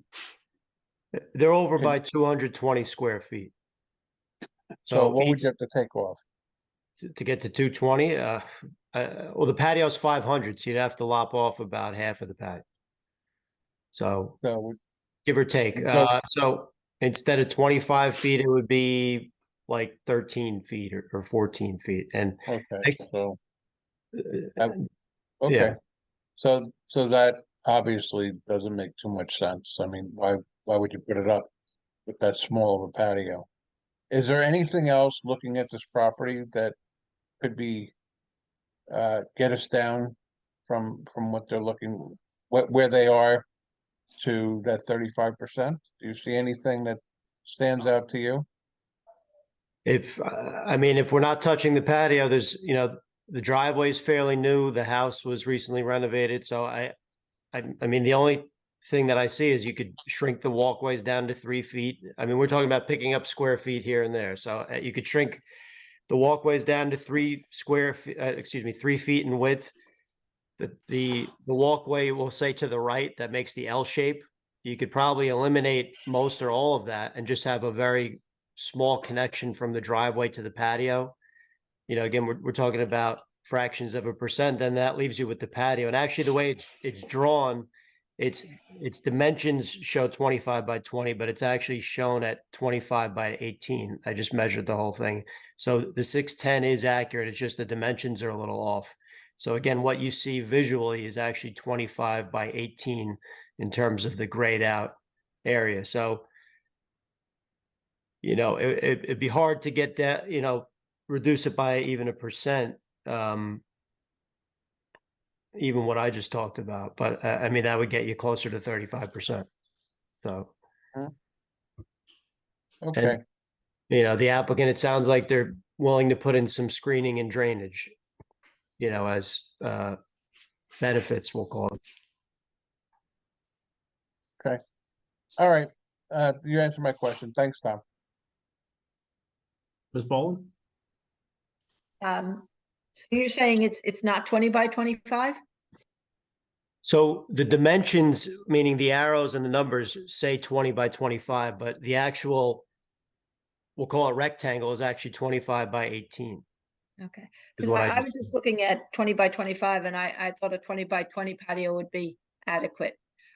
But if you're saying it's already 18, but it looks like a large patio to me. I feel like something can be taken off. That's up to the board. And I mean, the applicant should, yeah, maybe, I guess we'll go through the board's comments. And if the applicant wants to make a proposal based on the comments, I think that would be up to them. Yeah, let's continue with the board's review. Councilman? Thank you. Somebody mentioned the house was recently redone. How recently was it redone? I don't know. I was just looking quickly on Google, what do you call it? Google Maps. So it looks like probably within the last 4 or 5 years. It's when we moved in. We moved in September okay. 2020. They fully renovated on an existing foundation in late 2019 into mid 2020. Was any land coverage added at the time? Was the house expanded at all? It used to be, actually, Mike, who's the neighbor here, probably knows. I think it used to be more, it was a much smaller footprint, if that's your question, the original house. And then now it's expanded to where it is today. Okay. And was it you guys who expanded it, or was it a No, previous that's owner? why we had no say into what was built, as you see on this survey, You- driveway, the dwelling. We didn't have any say on that. Was it a contractor who redid it? And we bought the property after it was already done. So I don't know if it was a contractor who did it or what his title was. Right. So just a couple of comments, I guess. This is, again, one of those situations where I think we have to take a case-by-case basis, and location makes a difference. Beyond the proposed patio there, I guess to the west of you, is there another house? Yes. Is that house lower than yours or at the same elevation?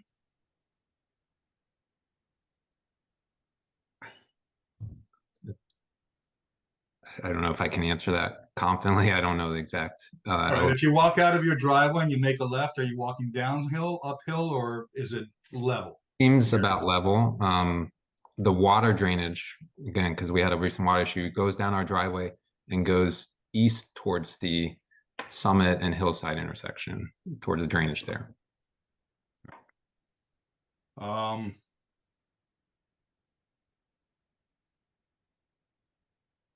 I have no further questions right now. I'll listen to what everybody else says, but I tend to agree with what was said. I think the patio is a little big.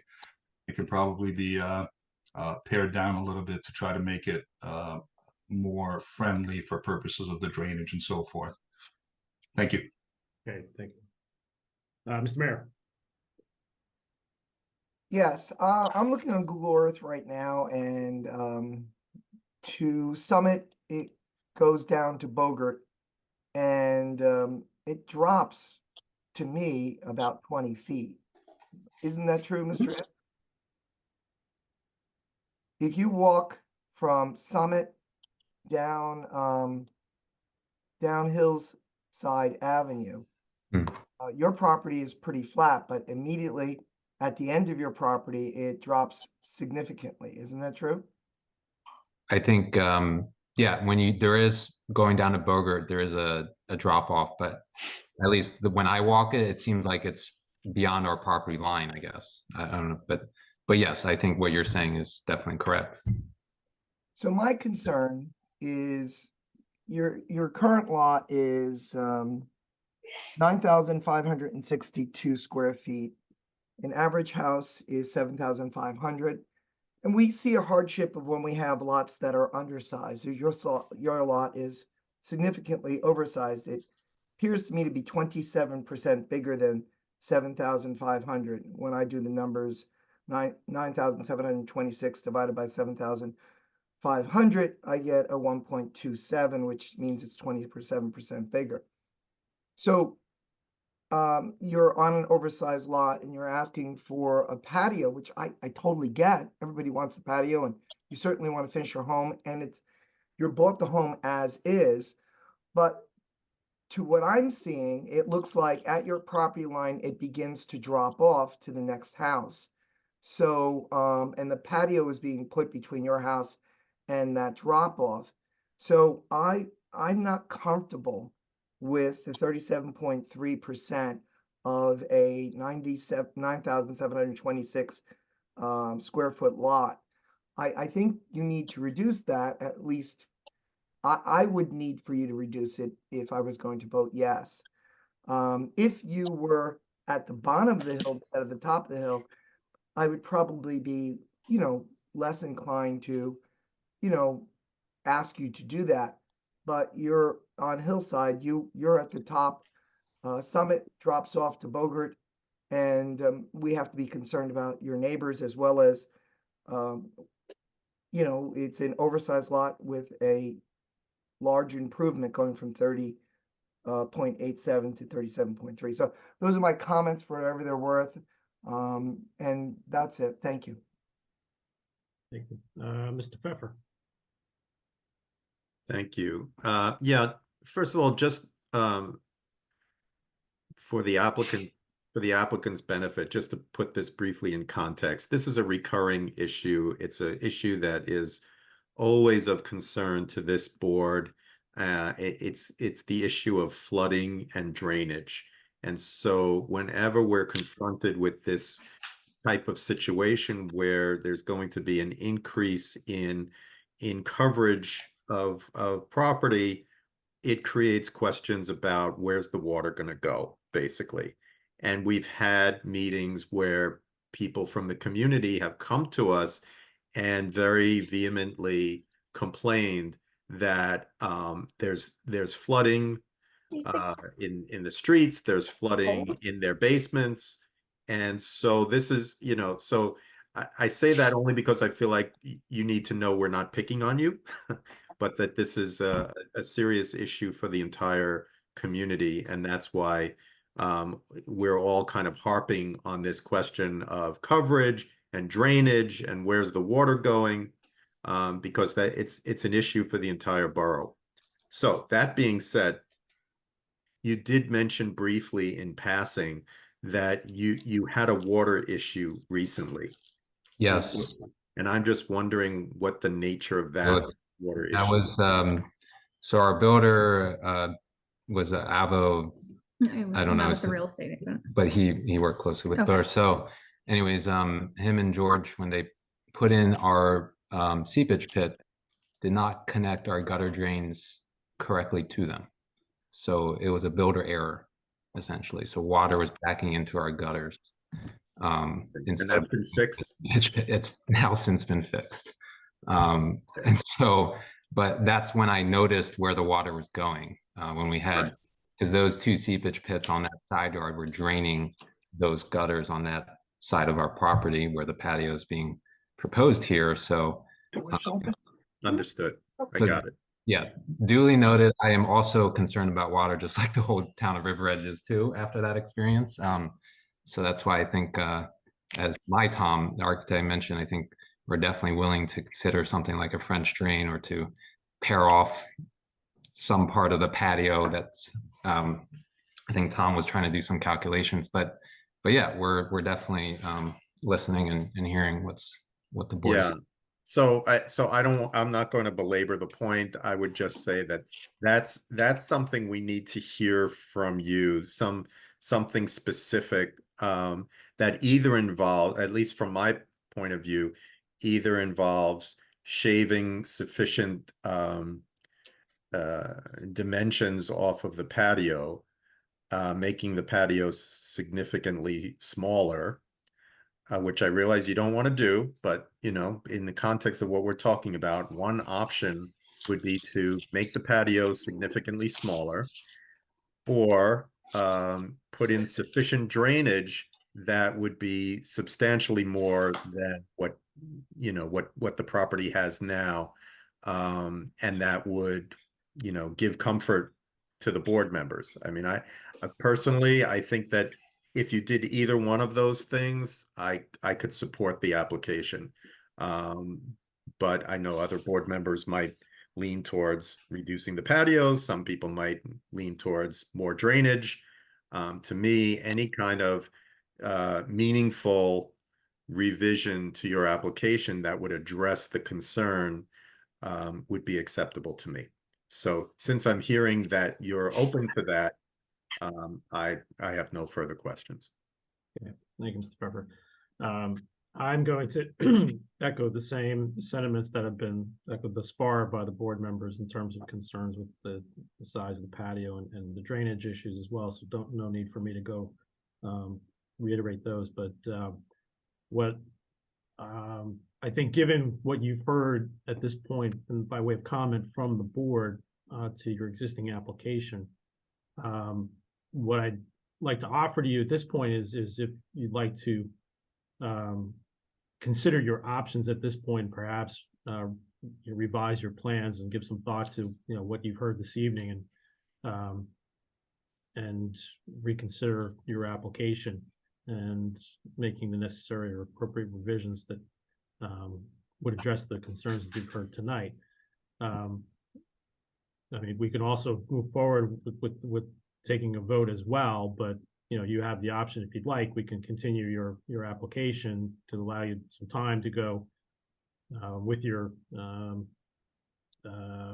contractor and sit down and figure out what your options are at this point.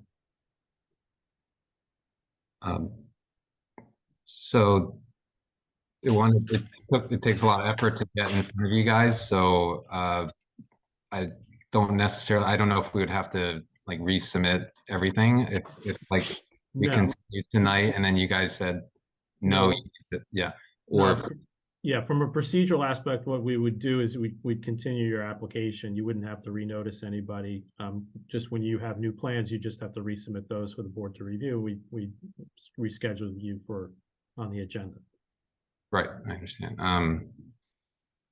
And so I guess before our time ends here though, because I mean, again, I heard everyone's comments and we appreciate them, and the drainage type of, I don't know if Tom wants to chime in, but we're definitely willing to install the drainage that would help offset any additional potential water, I guess, from this. I don't know if we should just resubmit then. I don't want to waste anyone's more time if it's just going to have to depend on whatever we resubmit. But Ms. Steinle? Would you be willing to make any reductions to the patio tonight? Or would you be willing to go down to 20 by 18 or something like that? yes, we'd be willing to pare down. I think, Tom, what were you thinking? I was looking at possibly 22 by 18 and cutting the walkways down to 3 foot.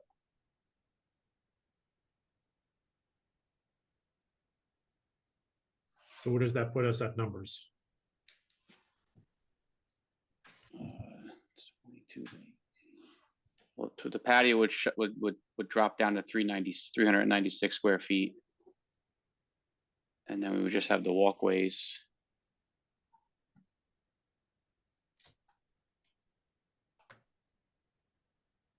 Does that bring us to 35%?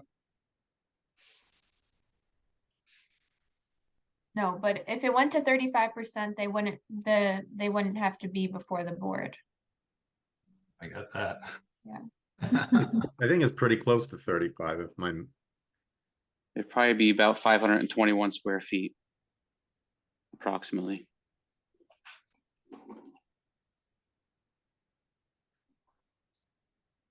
So yeah, I think we'd be willing to pare down and then install the the French drain. I think, Tom, your thing or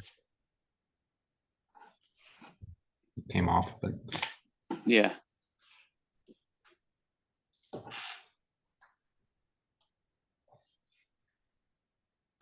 So I mean, the proposal reduces it by about 1%. Is that fair to say?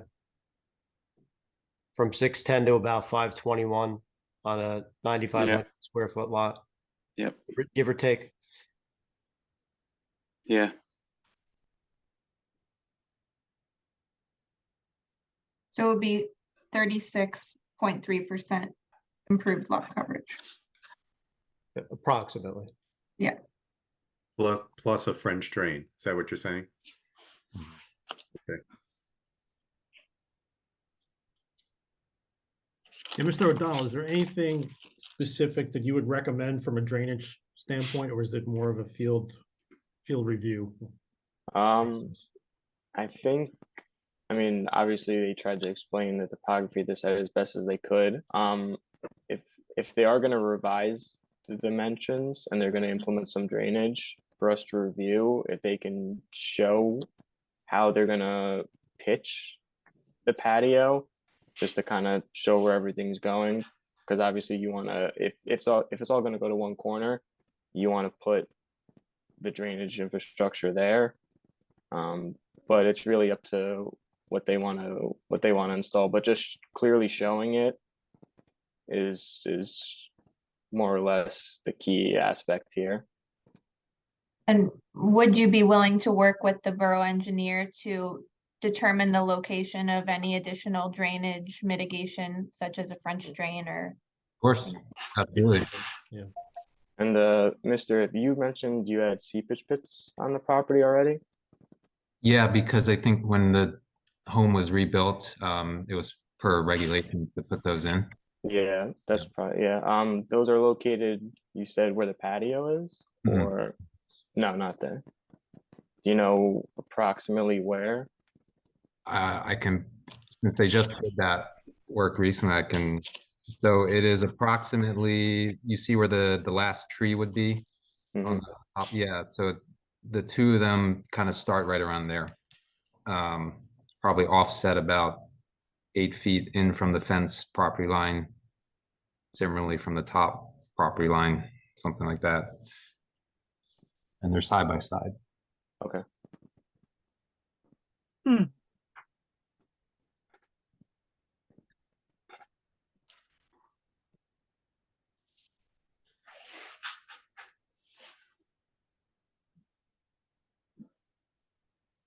Mr. Chair, I have a quick question on those locations, because they're kind of far from the house itself. When you get like heavy rainfall, do you get any ponding in the backyard at all, or in that area there, or? It's a question to me. Sorry, I thought you said the chairman. Okay. It's like I'm not the chairman. No, we don't get pooling in our backyard there. No. Okay.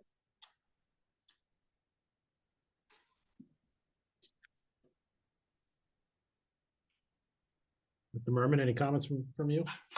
Yeah, I have a couple. Sitting here listening, I did visit the site, and the rear yard pitches towards the west.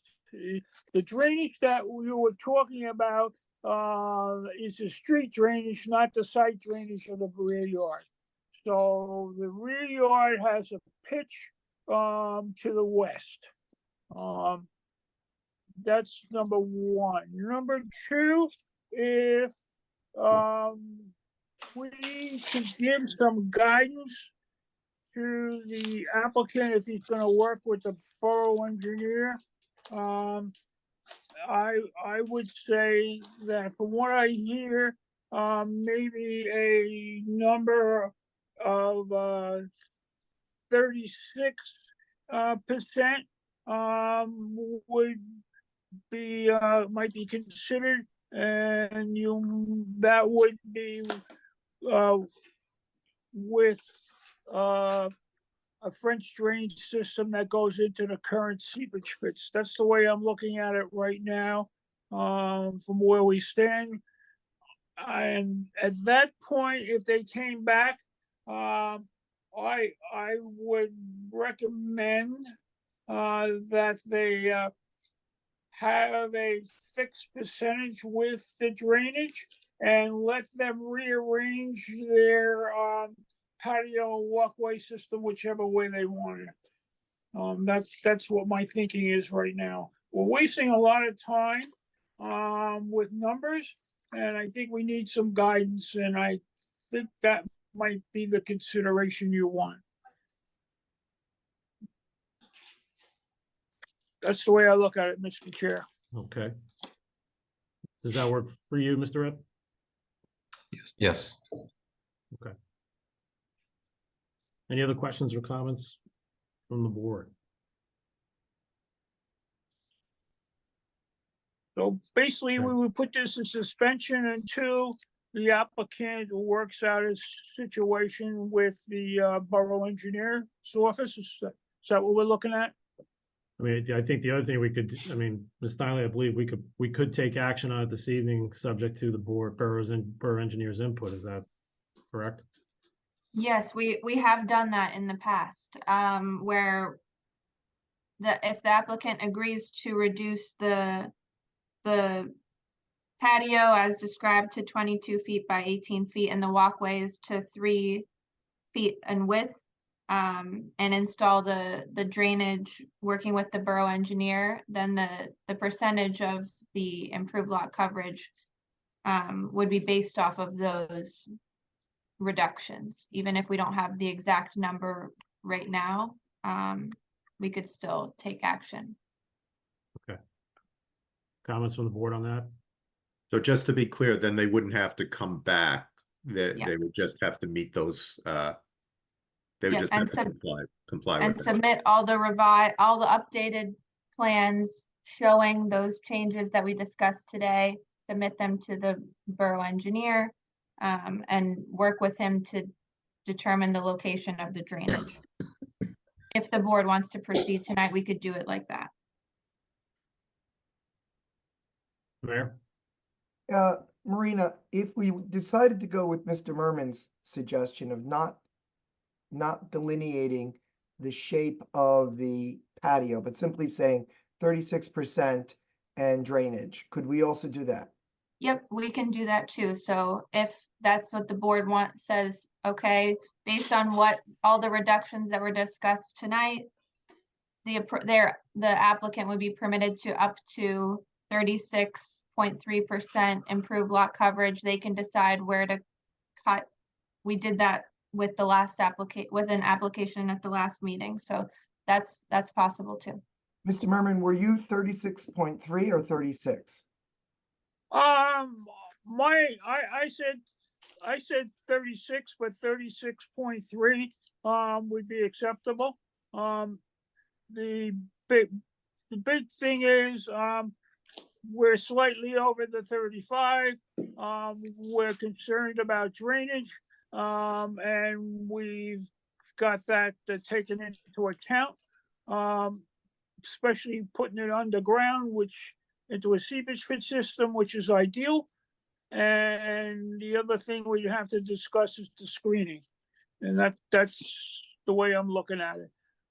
If we just gave the applicant the parameters and they could shape and twist this patio or walkway system whichever they want, as long as they came within the allotted coverage that we would specify, that's fine. Let them work it out with the borough engineer. If I could, Mr. Chairman, I agree with Mr. Merman. For instance, one of the things I thought maybe this would not be interesting to the applicant, but if they shifted the patio towards the north or towards the driveway, they wouldn't need the L on that side. And if they kept the other side as 3 feet, but Mr. Merman's right. Now we're getting into offering all sorts of construction advices, and that's not our role. I think if we go with 36 or 36.3 and we go with Mr. Merman's, which I strongly feel the French drain or whatever system, so that it doesn't create a roll down the hill towards their neighbors to the west, because Hillside does drop off greatly after their property, I could feel comfortable with that. I don't know how the other members of the board feel, but I could feel comfortable with that. Comments from the board? Yeah, I tend to agree with Mr. Merman's approach as well. I could feel comfortable with that also. I'm also in agreement, and I just want to add, this is an inherited problem we're having when these builders are coming in and expanding these homes, and they're maxing them out, and then when the people come, want to add something, they can't because the builder's already maxed out the property, and the homeowners have no idea that this happened when they buy it. These are also local builders, right? Like these are builders that keep doing the Not, same not thing. always. Not But always. in Not this, always. in this case, it is. This one was apparently. This one was, and it's a local builder, and this keeps happening. And look, I've got no problem with this application. These people, they seem very nice. I certainly want them to have a patio. But if this keeps happening and then people just keep coming to us and we keep saying, yes, okay, you know, because you're nice people, we want you to have your patio, the builders will keep doing this over and over and over. That's really my problem with all of this. So, you know, as far as this application, I concur with what the mayor said and what Mr. Merman said. But at some point, like some thought is going to have to be given to this because it just keeps happening. The builders are like, don't worry about it. We're going to max it out and you're going to go to the board and the board's going to say yes. And it's just going to keep happening. The house is going to get bigger and these problems are going to get bigger. Dario, I agree 100%. And maybe the council needs to look at reducing the overall coverage so that we do have some more flexibility when these people come in. Well, that would have to come as a proposal or a recommendation from this board. And then the council will be able to act upon it at that point. But I think it has to come from this board. So you guys have to get together and talk about it. Mr. Castleton, maybe you can put together a subcommittee for next year to look at this, because this is an issue that we're dealing with consistently. It's And it's it an ongoing angers me problem. because I look at these poor homeowners and I know that they, you know, they want to enjoy their backyard and they want to put a little deck back there and they're handcuffed because the builders didn't inform them that they already maxed out the property. Fair points. Fair points. Okay. So, Mr. Chairman, what do we want to do? Well, first thing, just want to make sure that the applicant's clear on the proposals that's being presented here, and if there's any objection to that, for what Mr. Merman suggested. Again, 36.3 and French drainage or appropriate drainage per the borough engineers is what I'm hearing, and yes, I agree. We agree. Okay. Okay. With that said, any further comments, questions from the board? So we need to open to the public briefly. I don't think there's anybody in attendance, but we have to go through the procedures. I'll make a motion. We open to the public. Thank you, Mr. Crail. In favor? Aye. Aye. Any opposing, abstain? We're now open to the public for comment on this application only. There's nobody out there, right, Marina? There's no attendees, but there are some members who are listed as panelists that I don't know if they are wanting to speak, but you can raise your hand. There's a hand, looks like the hand up, Perillo. There's a hand up. Let's see a hand up. I know one of my neighbors is on, Michael Pescatori, but I don't know if he. No need to speak if you don't have a comment or question, but you can.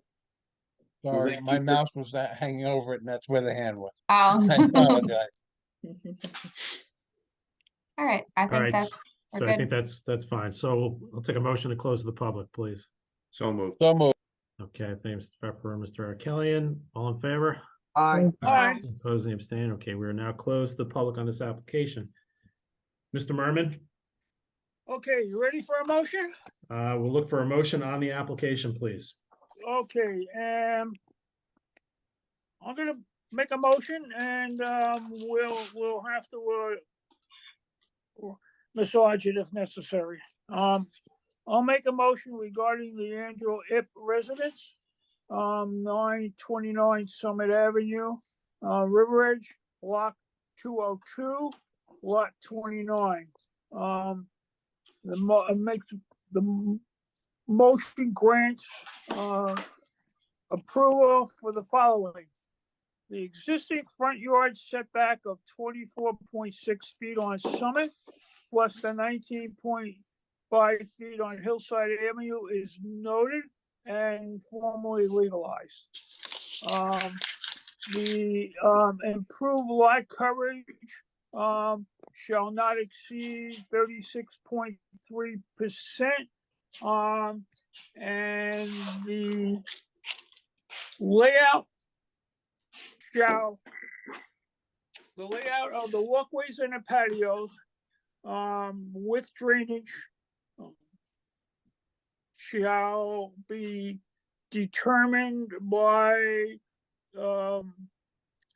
working with the borough engineer's office, and the installed walkways and patio should conform to the minimum applicable setbacks of the borough.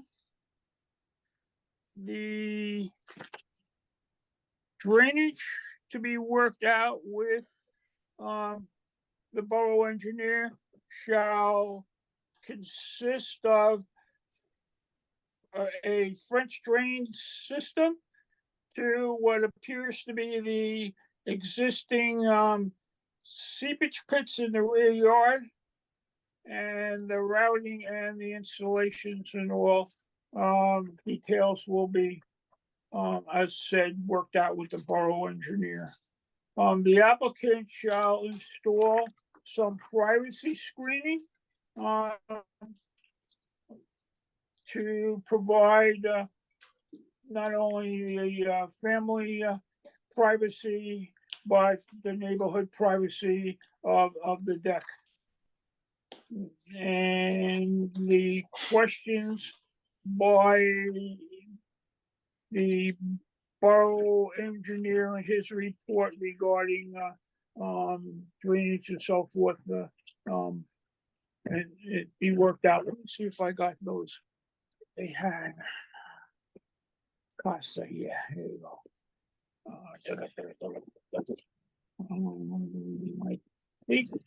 Yeah, the one comment, the applicant will provide the soil or removal calculations and so on as indicated in the Costa letter. I think that's what I got so far, Mr. Chairman. Good.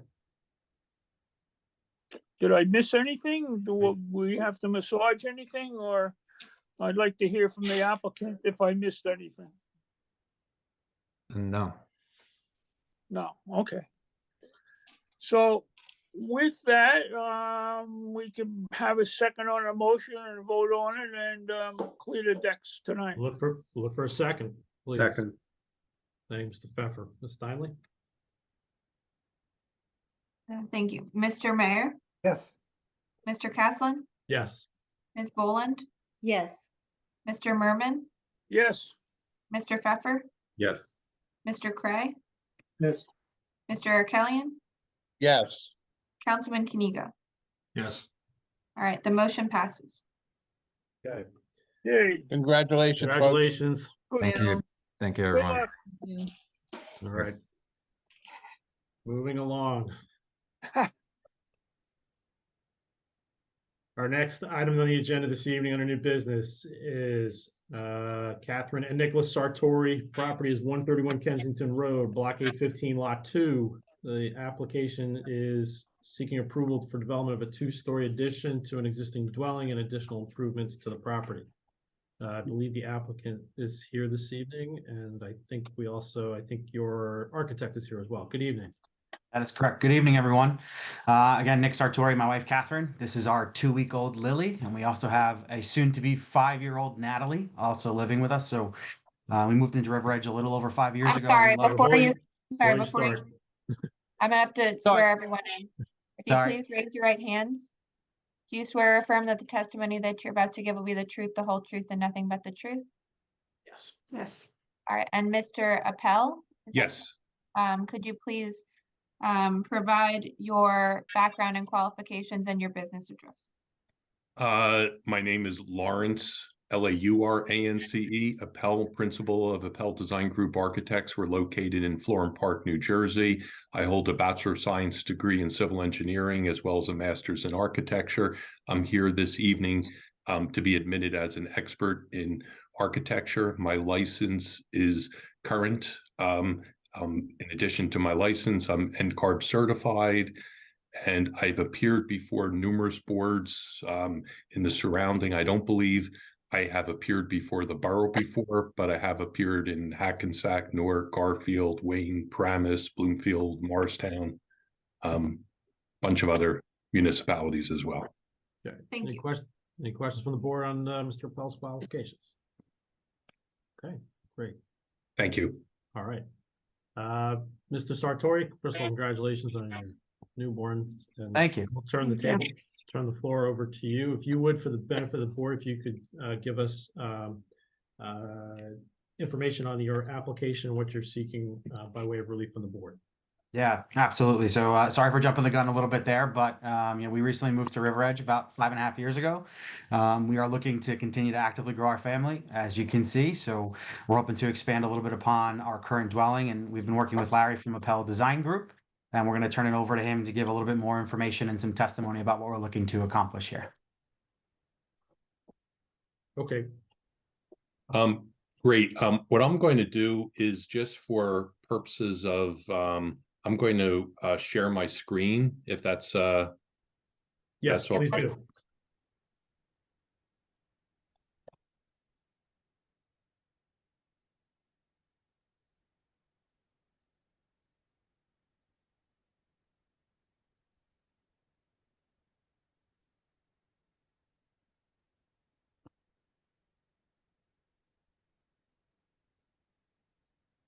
Is my screen shared?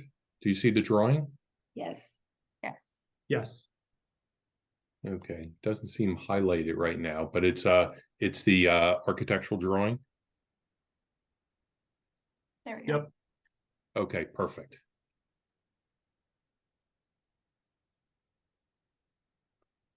I'll get it. I guess first is what I have in front of the panel right now. We have architectural drawings. There are 5 sheets. They were originally submitted and dated 8/16/23. We have a separate scaled survey also dated 8/16/23, which was taken from the original survey prepared by Mono Surveying, which was dated 8/1/23, and a supplemental zoning chart that was added at the request of the zoning officer in their letter of non-compliance. That is dated 9/22/23. I have no additional exhibits. Do I need to tag anything or refer to these otherwise? Submitted previously. All have been submitted previously, correct? Okay, then we're good. Did you Okay, say great. the date? Did you say the date? The last revision date was 8/16? 8/16/23. For on C1. I have 8/9. That's what I have too. Okay, then we'll have to mark these then. 8/16/23. So the drawings you have are dated 8/9, 8/09/23. Are you looking at the revision date? Yeah, Yes. where your cursor is, the date there reads 8/09/23. Hmm. And that's the case for all the prints we have, for all the, for CO1 through PB3. I'm not quite sure if that was and I'm not sure what's different. So I guess I will consider these exhibits. I don't know that anything material has changed on here. So I'll just mark this packet as Exhibit A1. The addition. the three items that I just enumerated. Yes. And I'm assuming that I'll need to submit PDFs or hard copy of this back to you. Yes, please. Okay, not a problem. Drawing SK1, that's dated 8/16 in the package. Okay, the project consists of a modest size, the existing house, a modest size two-story home that was built in 1939. That was information that was provided by the homeowner, with 3 bedrooms, 2 baths. The existing house has an attached garage, which is undersized. And I'm going to pull up just the existing drawings, which are on PB-1. They'll show the existing drawings. The existing house and attached garage, which is undersized, it really can't fit a normal sized car. And as you can see, there is no way to get in from the garage into the home without walking out the garage door, but it's really just too tight, doesn't work. So the application proposes to convert this existing attached garage into needed living space and then add a new single car garage with a second floor addition. So it is a 2-story addition that we're proposing. And I'm showing that that's this area of the new 1-car garage. I'm referring to drawing PB-2. And right above that is a new primary bedroom suite. So the other portion of this project, and I'll just to summarize, is some new facade elements. We are taking an existing portico and we are creating a new front porch on the home, a new decorative bay, some new decorative cross gables, and all these were to create a more contextual and upscale appearance while keeping the scale and style of the surrounding neighborhood. Now, I'm going to skip to the cover page that shows the survey. I'm going to zoom in just a little bit so you can see that a little bit better. So the lot is undersized by 86 square feet. The existing lot is 7,414 square feet, where this zone does require 7,500 square feet. This is all exaggerated because it's an existing corner lot condition, and that has created several existing non-conforming setback conditions. However, the area of the proposed addition still complies and is under the maximum allowable lot coverage. So that's an important element to add. For those not familiar, this property, there's an element that's circled over here. People refer to this as the koi pond house because of that small koi pond in the front. So again, this has existing non-conforming front and rear yards with a 2-story addition, which is at the right side of the house. And we're looking at this upside down on the configuration, but the addition is on the right side. And it was sized to accommodate the garage addition, including access with an interior stair to get into the house, which is we believe is kind of necessary, appropriate, and customary. The proposed garage is projecting further into the front yard to allow functional depth to the garage, because in the current configuration, you really can't fit a car in here. So principal points of the addition. We wanted to connect the new garage to the house. Original garage was attached, but no way to get into the house. We wanted to make it functional. Living space was both limited in the house, and I'm going to refer back to drawing now PB-2 that shows the interior layout.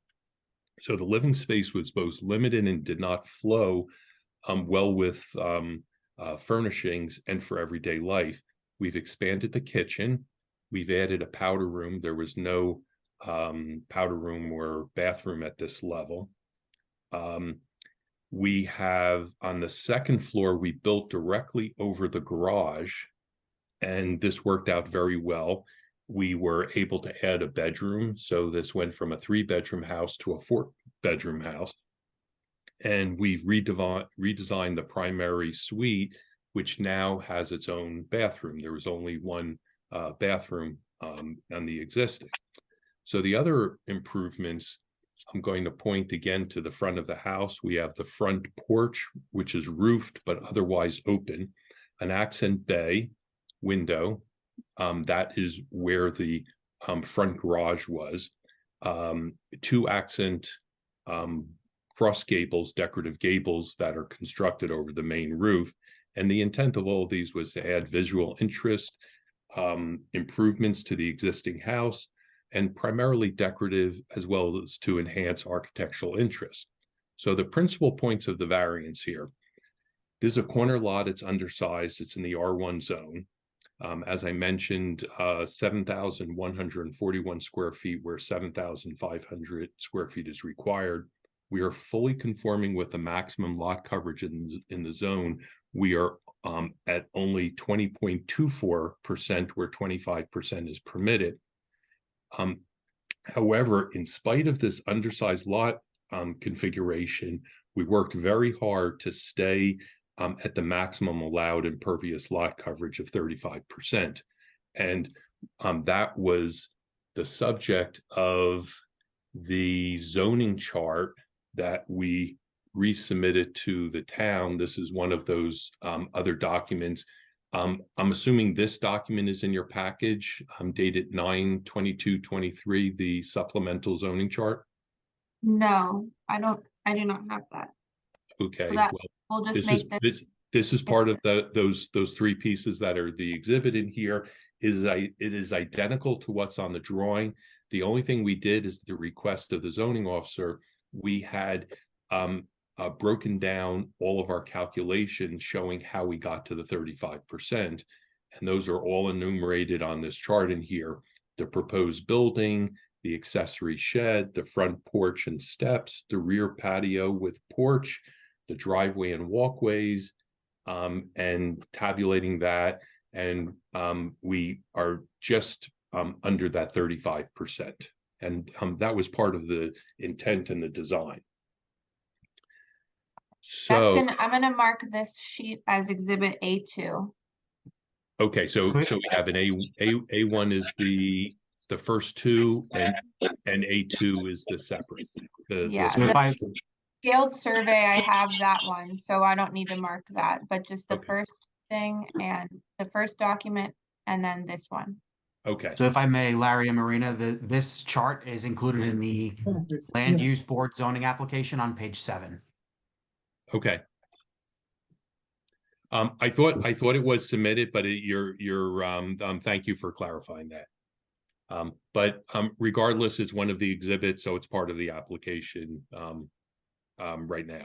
Okay. So in addition, let's talk about the other pieces in here. The front yard and rear yard are both existing non-conforming. The rear yard setback is existing to remain 15.23 feet, where 25 feet is required. The proposed addition aligns at the rear so that we are not requesting any additional relief at the rear of the house. The existing paver patio was included in the calculation for impervious cover, and no additional work is proposed at the rear, but the patio is existing non-conforming in that is located closer than 5 feet to the rear property line. The front yard setback is reduced to accommodate the necessary depth for the garage. So 21.82 feet, where the existing non-conforming front setback is 22.96 feet, and 30 feet is required in the ordinance. So in addition, we've proposed a 5-foot deep covered front porch. This is a decorative element. This was included and contributes to the impervious coverage and encroaches into the existing non-conforming front yard.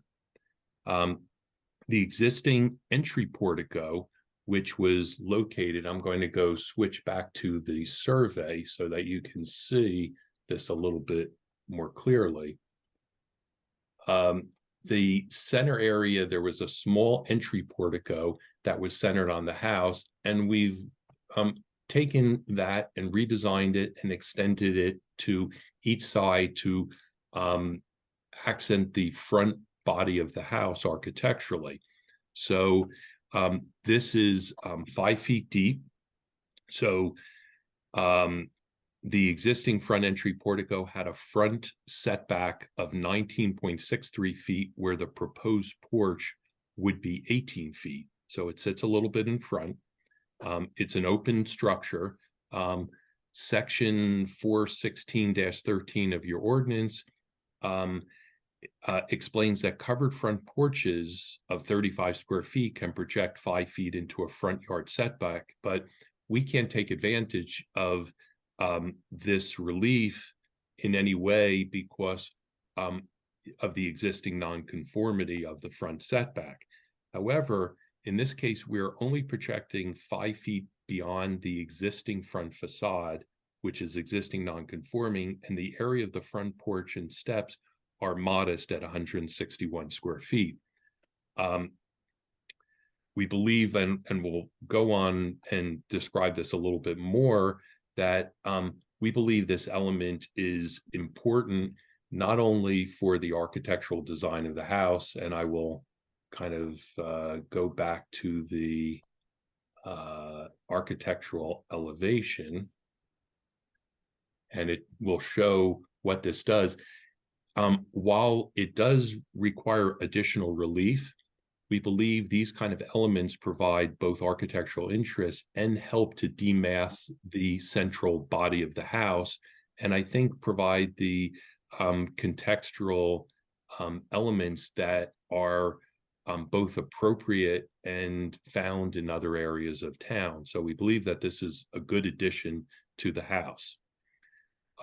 This new addition for the house that's built in front, so the two-story addition complies with the building height, existing to remain. You can see this portion of the house is a little under the existing roof line. The new addition meets the applicable side yard setback requirements, and the impact from the front of the house, we believe, is only positive. The proposed architectural improvements were carefully integrated. It matches and aligns successfully with the architectural design and will have minimal impact on the neighbors.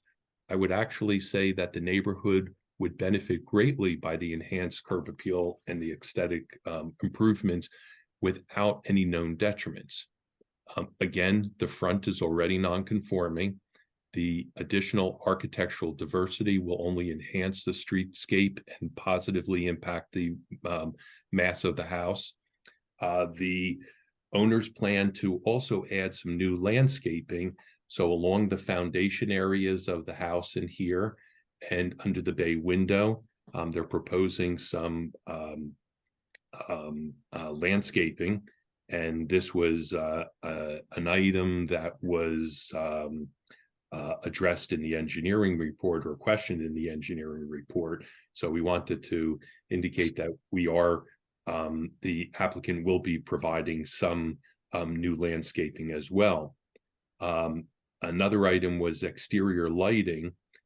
What is proposed in here are small residential accent fixtures. They're typically LED these days, but this will have the equivalent of a 100-watt light bulb.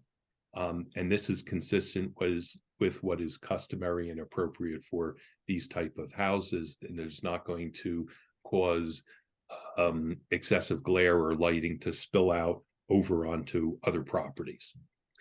The proposed house will be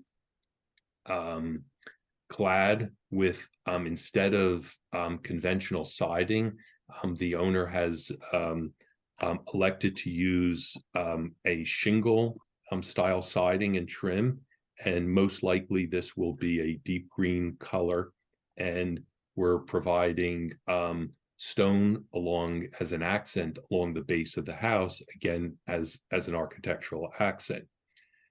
In our opinion, we believe that the property is adequate size to handle the addition.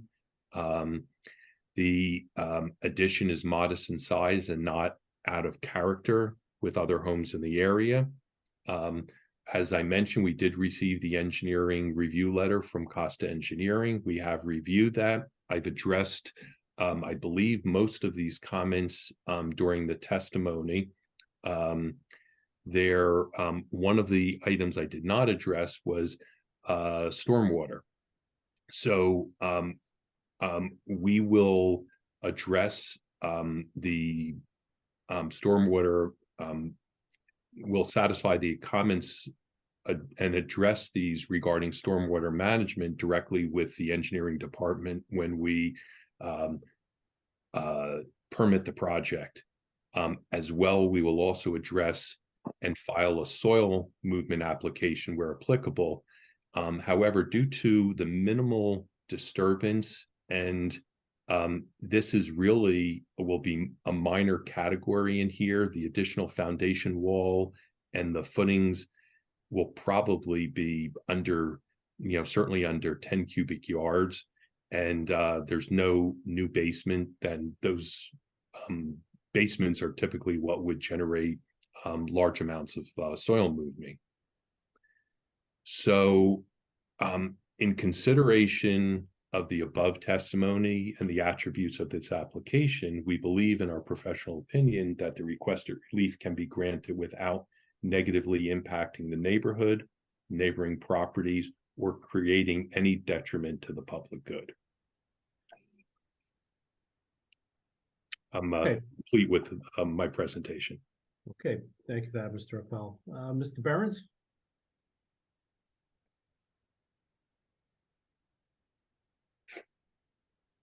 Sorry, I was trying to find the mute button. Thank you for that. Let me just get to my letter to frame the variances being requested again. So just to reiterate, there is, I'm referring to my letter dated September 11th, 2023. There's a front setback variance being requested. It's a corner lot, as was stated. I'm just trying to make sense of my comments here. The first comment actually pertains to the rear yard setback. So as was stated by the applicant's architect, the existing dwelling has a non-conforming rear yard setback of about 15.2 feet. They're seeking to maintain that with the new addition, again, having a non-conforming setback of approximately 15 feet, where 25 feet is required. There's a front yard setback variance being requested primarily from the Kensington Road frontage, where there's an existing non-conforming setback of 22.96 feet. The new addition will have a non-conforming setback of 21.82 feet. And the porch, Mr. Appel, please clarify, will the porch have a setback of 18 feet or 18 feet 4 inches? 18, I believe it's 18 feet. Okay, because the plan shows, the plot plan shows 18 feet 4 inches, and I think the table shows 18 feet. So just as a point of clarification, but you think it's 18 feet? I believe it should be 18 feet. That's correct. Okay, so I guess that's the request. And then I identified a couple of existing non-conforming conditions, one being the existing sheds non-conforming setbacks of about 1 foot where 4 feet are required, and also the existing patio, which has a setback of 1.3 feet from the rear lot line where 5 feet is required. Again, those are existing conditions. Mr. Appel addressed the coverage calculation issue. And do the plans show the proposed AC units? The AC units are currently, and I will I'm going to refer to the photograph because I think that's the best way to show them. There is a here it is. On photo number 5, this is on drawing C-02. You can see a little low screen vinyl fence over here. That Right behind that vinyl fence is the AC condensing unit. So That's the it's- existing one. Okay. That's correct. Is a new one proposed? For this, there may be a supplemental, so that unit, we have not really dug into this. It's either going to be a replace unit or a supplemental, but the supplemental unit, since it's only going to be for a small area of the addition, would probably be a mini split, which has a very small condensing unit. It's about a third the size of a regular AC unit. Right. All right. So let me just to frame the issue. Typically, we would not permit AC units in the front yard, which, you know, where it's currently located would constitute a front yard. The ordinance is it's technically silent on the units themselves, so we consider them accessory structures, which again aren't permitted in front yard areas and have to be set back at least 4 feet from side and rear lot lines. So anything new would have to comply with that. I just want to make that clear. So in this particular case, what you're suggesting is that any new unit we would need to install either on the side where the garage is or at the rear. Right, to the west of the house or the south of the house. Okay, I think that we would be agreeable to that. Okay. All right. I mean, beyond the testimony that's been offered, I don't have much for the board. Okay, thank you, Mr. Burns. Before I get to Mr. O'Donnell, I know we've passed our curfew with the board's indulgence. I would like to continue on with this application this evening. Any objections from the board? Okay. Mr. O'Donnell, I'll turn to you then for perspective, please, from the engineering side. All right. I believe Mr. Appel covered most of the stuff in our letter. One thing for me, if I missed it, the driveway is obviously being relocated because the garage is being shifted over. Just if you can add to the plans, the borough specifications, obviously there's going to need to be a new curb cut, driveway apron and everything. So just have those borough specifications put into the plan for that. And obviously a road opening permit will be needed for that. And then regarding the stormwater, obviously you need to mitigate the runoff from the proposed expansion of the dwelling, subject to our review. So that should be added to the revision as well. Besides that, no other comments. Okay, thank you, Mr. We're happy to have any condition with regard to the satisfying the engineering department with drainage. Great.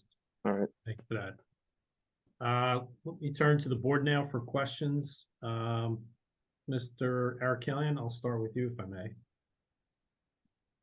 Good for now. Thank you. Thank you, sir. Mr. Craig. Yeah, just get a kind of summary overview. Basically, the only variance you're requesting that's not already existing, non-conforming, that you're changing would be that front yard setback. Is that correct? That's correct. Okay. Okay. I'm good. Thank you. Thank you. Mr. Mayor.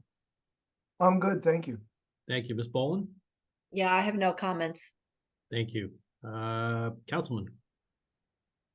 I spent so much time sitting in front of that house, looking at that koi pond with my kids. So thank you for leaving it in because I know the kids of River Edge appreciate it. I've got no comments. It looks like a beautiful plan. I hope you enjoy it. Thank you. Thank you. Mr. Pfeffer. No comments. Thank you. Thank you. Mr. Merman. One question. There's about a 3-foot diameter oak tree in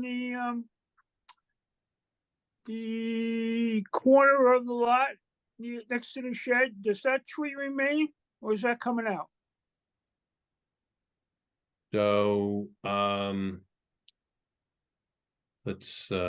me look on the photograph. So that would be back over in this area. I'm going to confirm with the owner in here, but I believe that this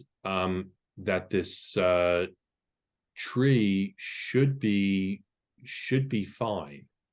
Okay, However, it's not located on the survey, so my concern in here would be only if it is too close to the addition, and the roots and viability of the tree would suffer. okay. And I would also like to, the applicant is here just to get their concurrence on that, because they may have already thought about that. It was not on my radar yet. Yeah, Yes, we're hoping to keep it if we can. We may have to trim it back a little bit, but yes, there's another small tree that would have to be removed, but the large oak tree, we would like to keep it if we can. good. Well, was talking of landscaping, there's a little 1 inch and a half, deciduous, tree, at the corner. I don't know whether you plan to leave that or remove it. And I have a reason for asking. The dogwood tree, if you're looking directly at the house to the left. It looks like a dogwood, great. Yeah, we were planning on leaving that as well. Okay, it's very important that line of sight, traffic-wise, be maintained, and that dogwood, sure at this point would not interfere. Good. I would like to give a comment regarding architecture. I think that front porch, full porch that you're adding is a very much of a positive to both the dwelling and the neighborhood, and the building almost cries out for an open porch like that. I'm glad that you added it, and I'm glad that the board is considering it. That's my comments regarding for the architect, Mr. Chair. Okay, thank you, Mr. Merman. Mr. Appel, if you wouldn't mind, could you just stop sharing your screen for a second? Because the limitations on Zoom, I got to make sure I have everybody covered. I think I do. Here you go. This way I can see the gallery again. I think we've got everybody covered. Okay. All right. I think at this point, if there are no further comments or questions from the board, I'll entertain a motion to open. I had one question, Ms. if you don't mind. ahead. In Mr. Barron's letter, in the first paragraph, it mentioned there's a non-conforming setback of the roof of the proposed rear porch. Is that still So, applicable? so what we do have on here, let me show you on the rear, there is a small. You can go back to sharing the screen. Okay, Sorry about I that. apologize. I No. forgot that I just cut that off. Yep.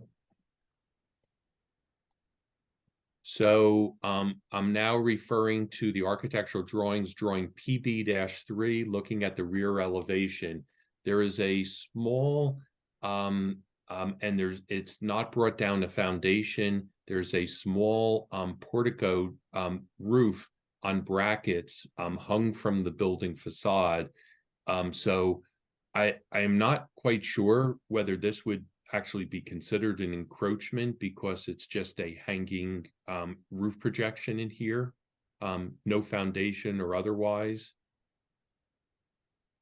And then the comment also included the landing of that. Well, correct. There is a landing and platform and steps coming out the rear door. Okay. So I'll try to clarify. So I think the distinction is, or at least from my perspective, the ordinance allows encroachments of front porticos of 5 feet and is silent, with respect to similar features toward the side and rear. So the fact that it allows an encroachment in the front, begs the question of, why doesn't it for the back? The ordinance does allow for roof eaves to encroach. I think it's 2.5 feet. But again, technically falls into the, covered porch realm. I don't have an objection with it. It's an existing feature. I think you're just, modifying the configuration slightly. So just as a point of clarification, and because of what the ordinance currently allows or doesn't allow, that was my interpretation. So we Okay. would respectfully request that if this would be considered in the board's opinion to be additional relief, then we would ask for that this relief be considered and granted as part of the approval. Okay, thank you. Thanks for that. Okay, no further comments or questions from the board. I'll entertain a motion, please, to open to the public for comment on this application. So moved. Thank you, Ms. Boland. Second. Second. Thank you, Mr. Cray. All in favor? Aye. Aye. Opposed and abstain? Okay, we are now open to the public, and at this time, I don't believe we have anybody in the gallery. There's no attendees. There is one individual on the panel if they're interested in speaking. Caitlin Perillo. Caitlin Perillo is the talented architect that works in my office and Oh, is okay. responsible for this project. So she is on. I was actually going to introduce her at the beginning and ask her to be admitted and elevated, but since she didn't put her camera on, I did not want to impose upon her. Oh, there. Okay. Okay. All right. Welcome. There we go. All right, with that, if we will, I'll take a motion to close to the public, please. So moved. Thank you, Mr. Cray. Is there a second? Second. Thank you, Ms. Boland. All in favor? Aye. Any opposed, any abstain? Okay, we're now closed to the public on this application. At this time, I would look to the board for a motion on the application, please, if there is no further comment or questions. Okay, Mr. Chairman, I guess we'll give it a try here. A motion for the Satori Residence, 131 Kensington Avenue, River Edge, Block 815, Lot 2, that the Land Use Board grant the following. The rear yard setback of 15.3 for the existing building plus the proposed addition. Proposed rear porch roof setback 11.7 feet and the landing setback of 11.2 feet. Front yard setbacks along Kensington Avenue existing at 22 point, looks like 96. Proposed two-story addition at 2182 feet and proposed one-story new front porch at 18 feet. The existing rear yard patio setback at 1.3 feet versus 5 foot required.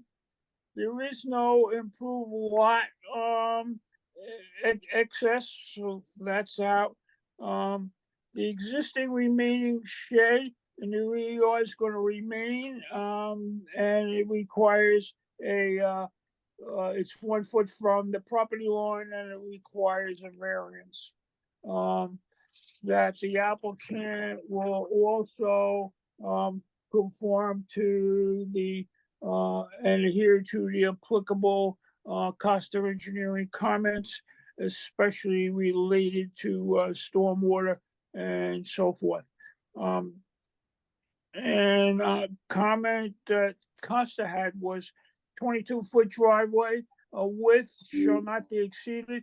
And I wasn't quite sure if that was in the current plan that we're looking at or not. It's actually 18 feet. It's less than 18 feet. 22 feet. So the proposed driveway is going to be not to exceed 22 feet. Is that correct? That's correct. That we would love to make it 22 feet wide, but it would have triggered the coverage issues. So we elected to keep it at 18 feet. Okay, so that's not an issue. So we've taken care of that. I think. Yeah, I think that's it, Mr. Chairman. I think you got it all. Ms. Steinle?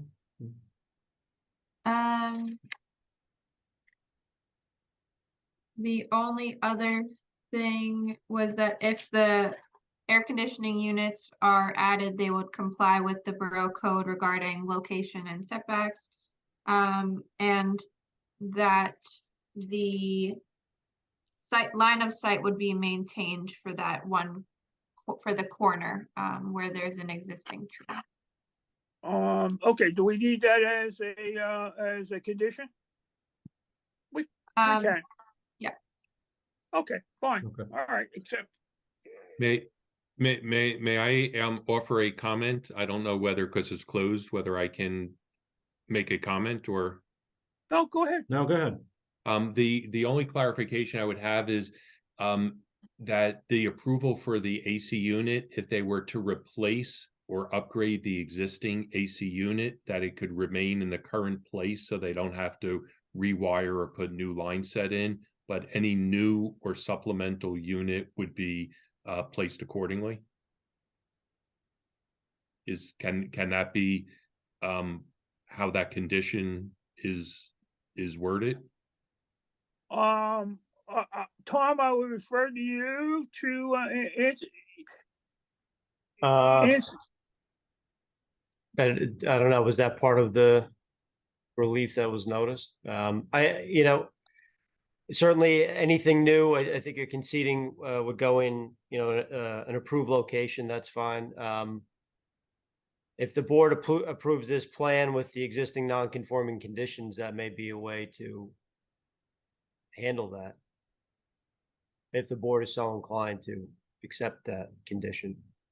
We would just respectfully request that existing location be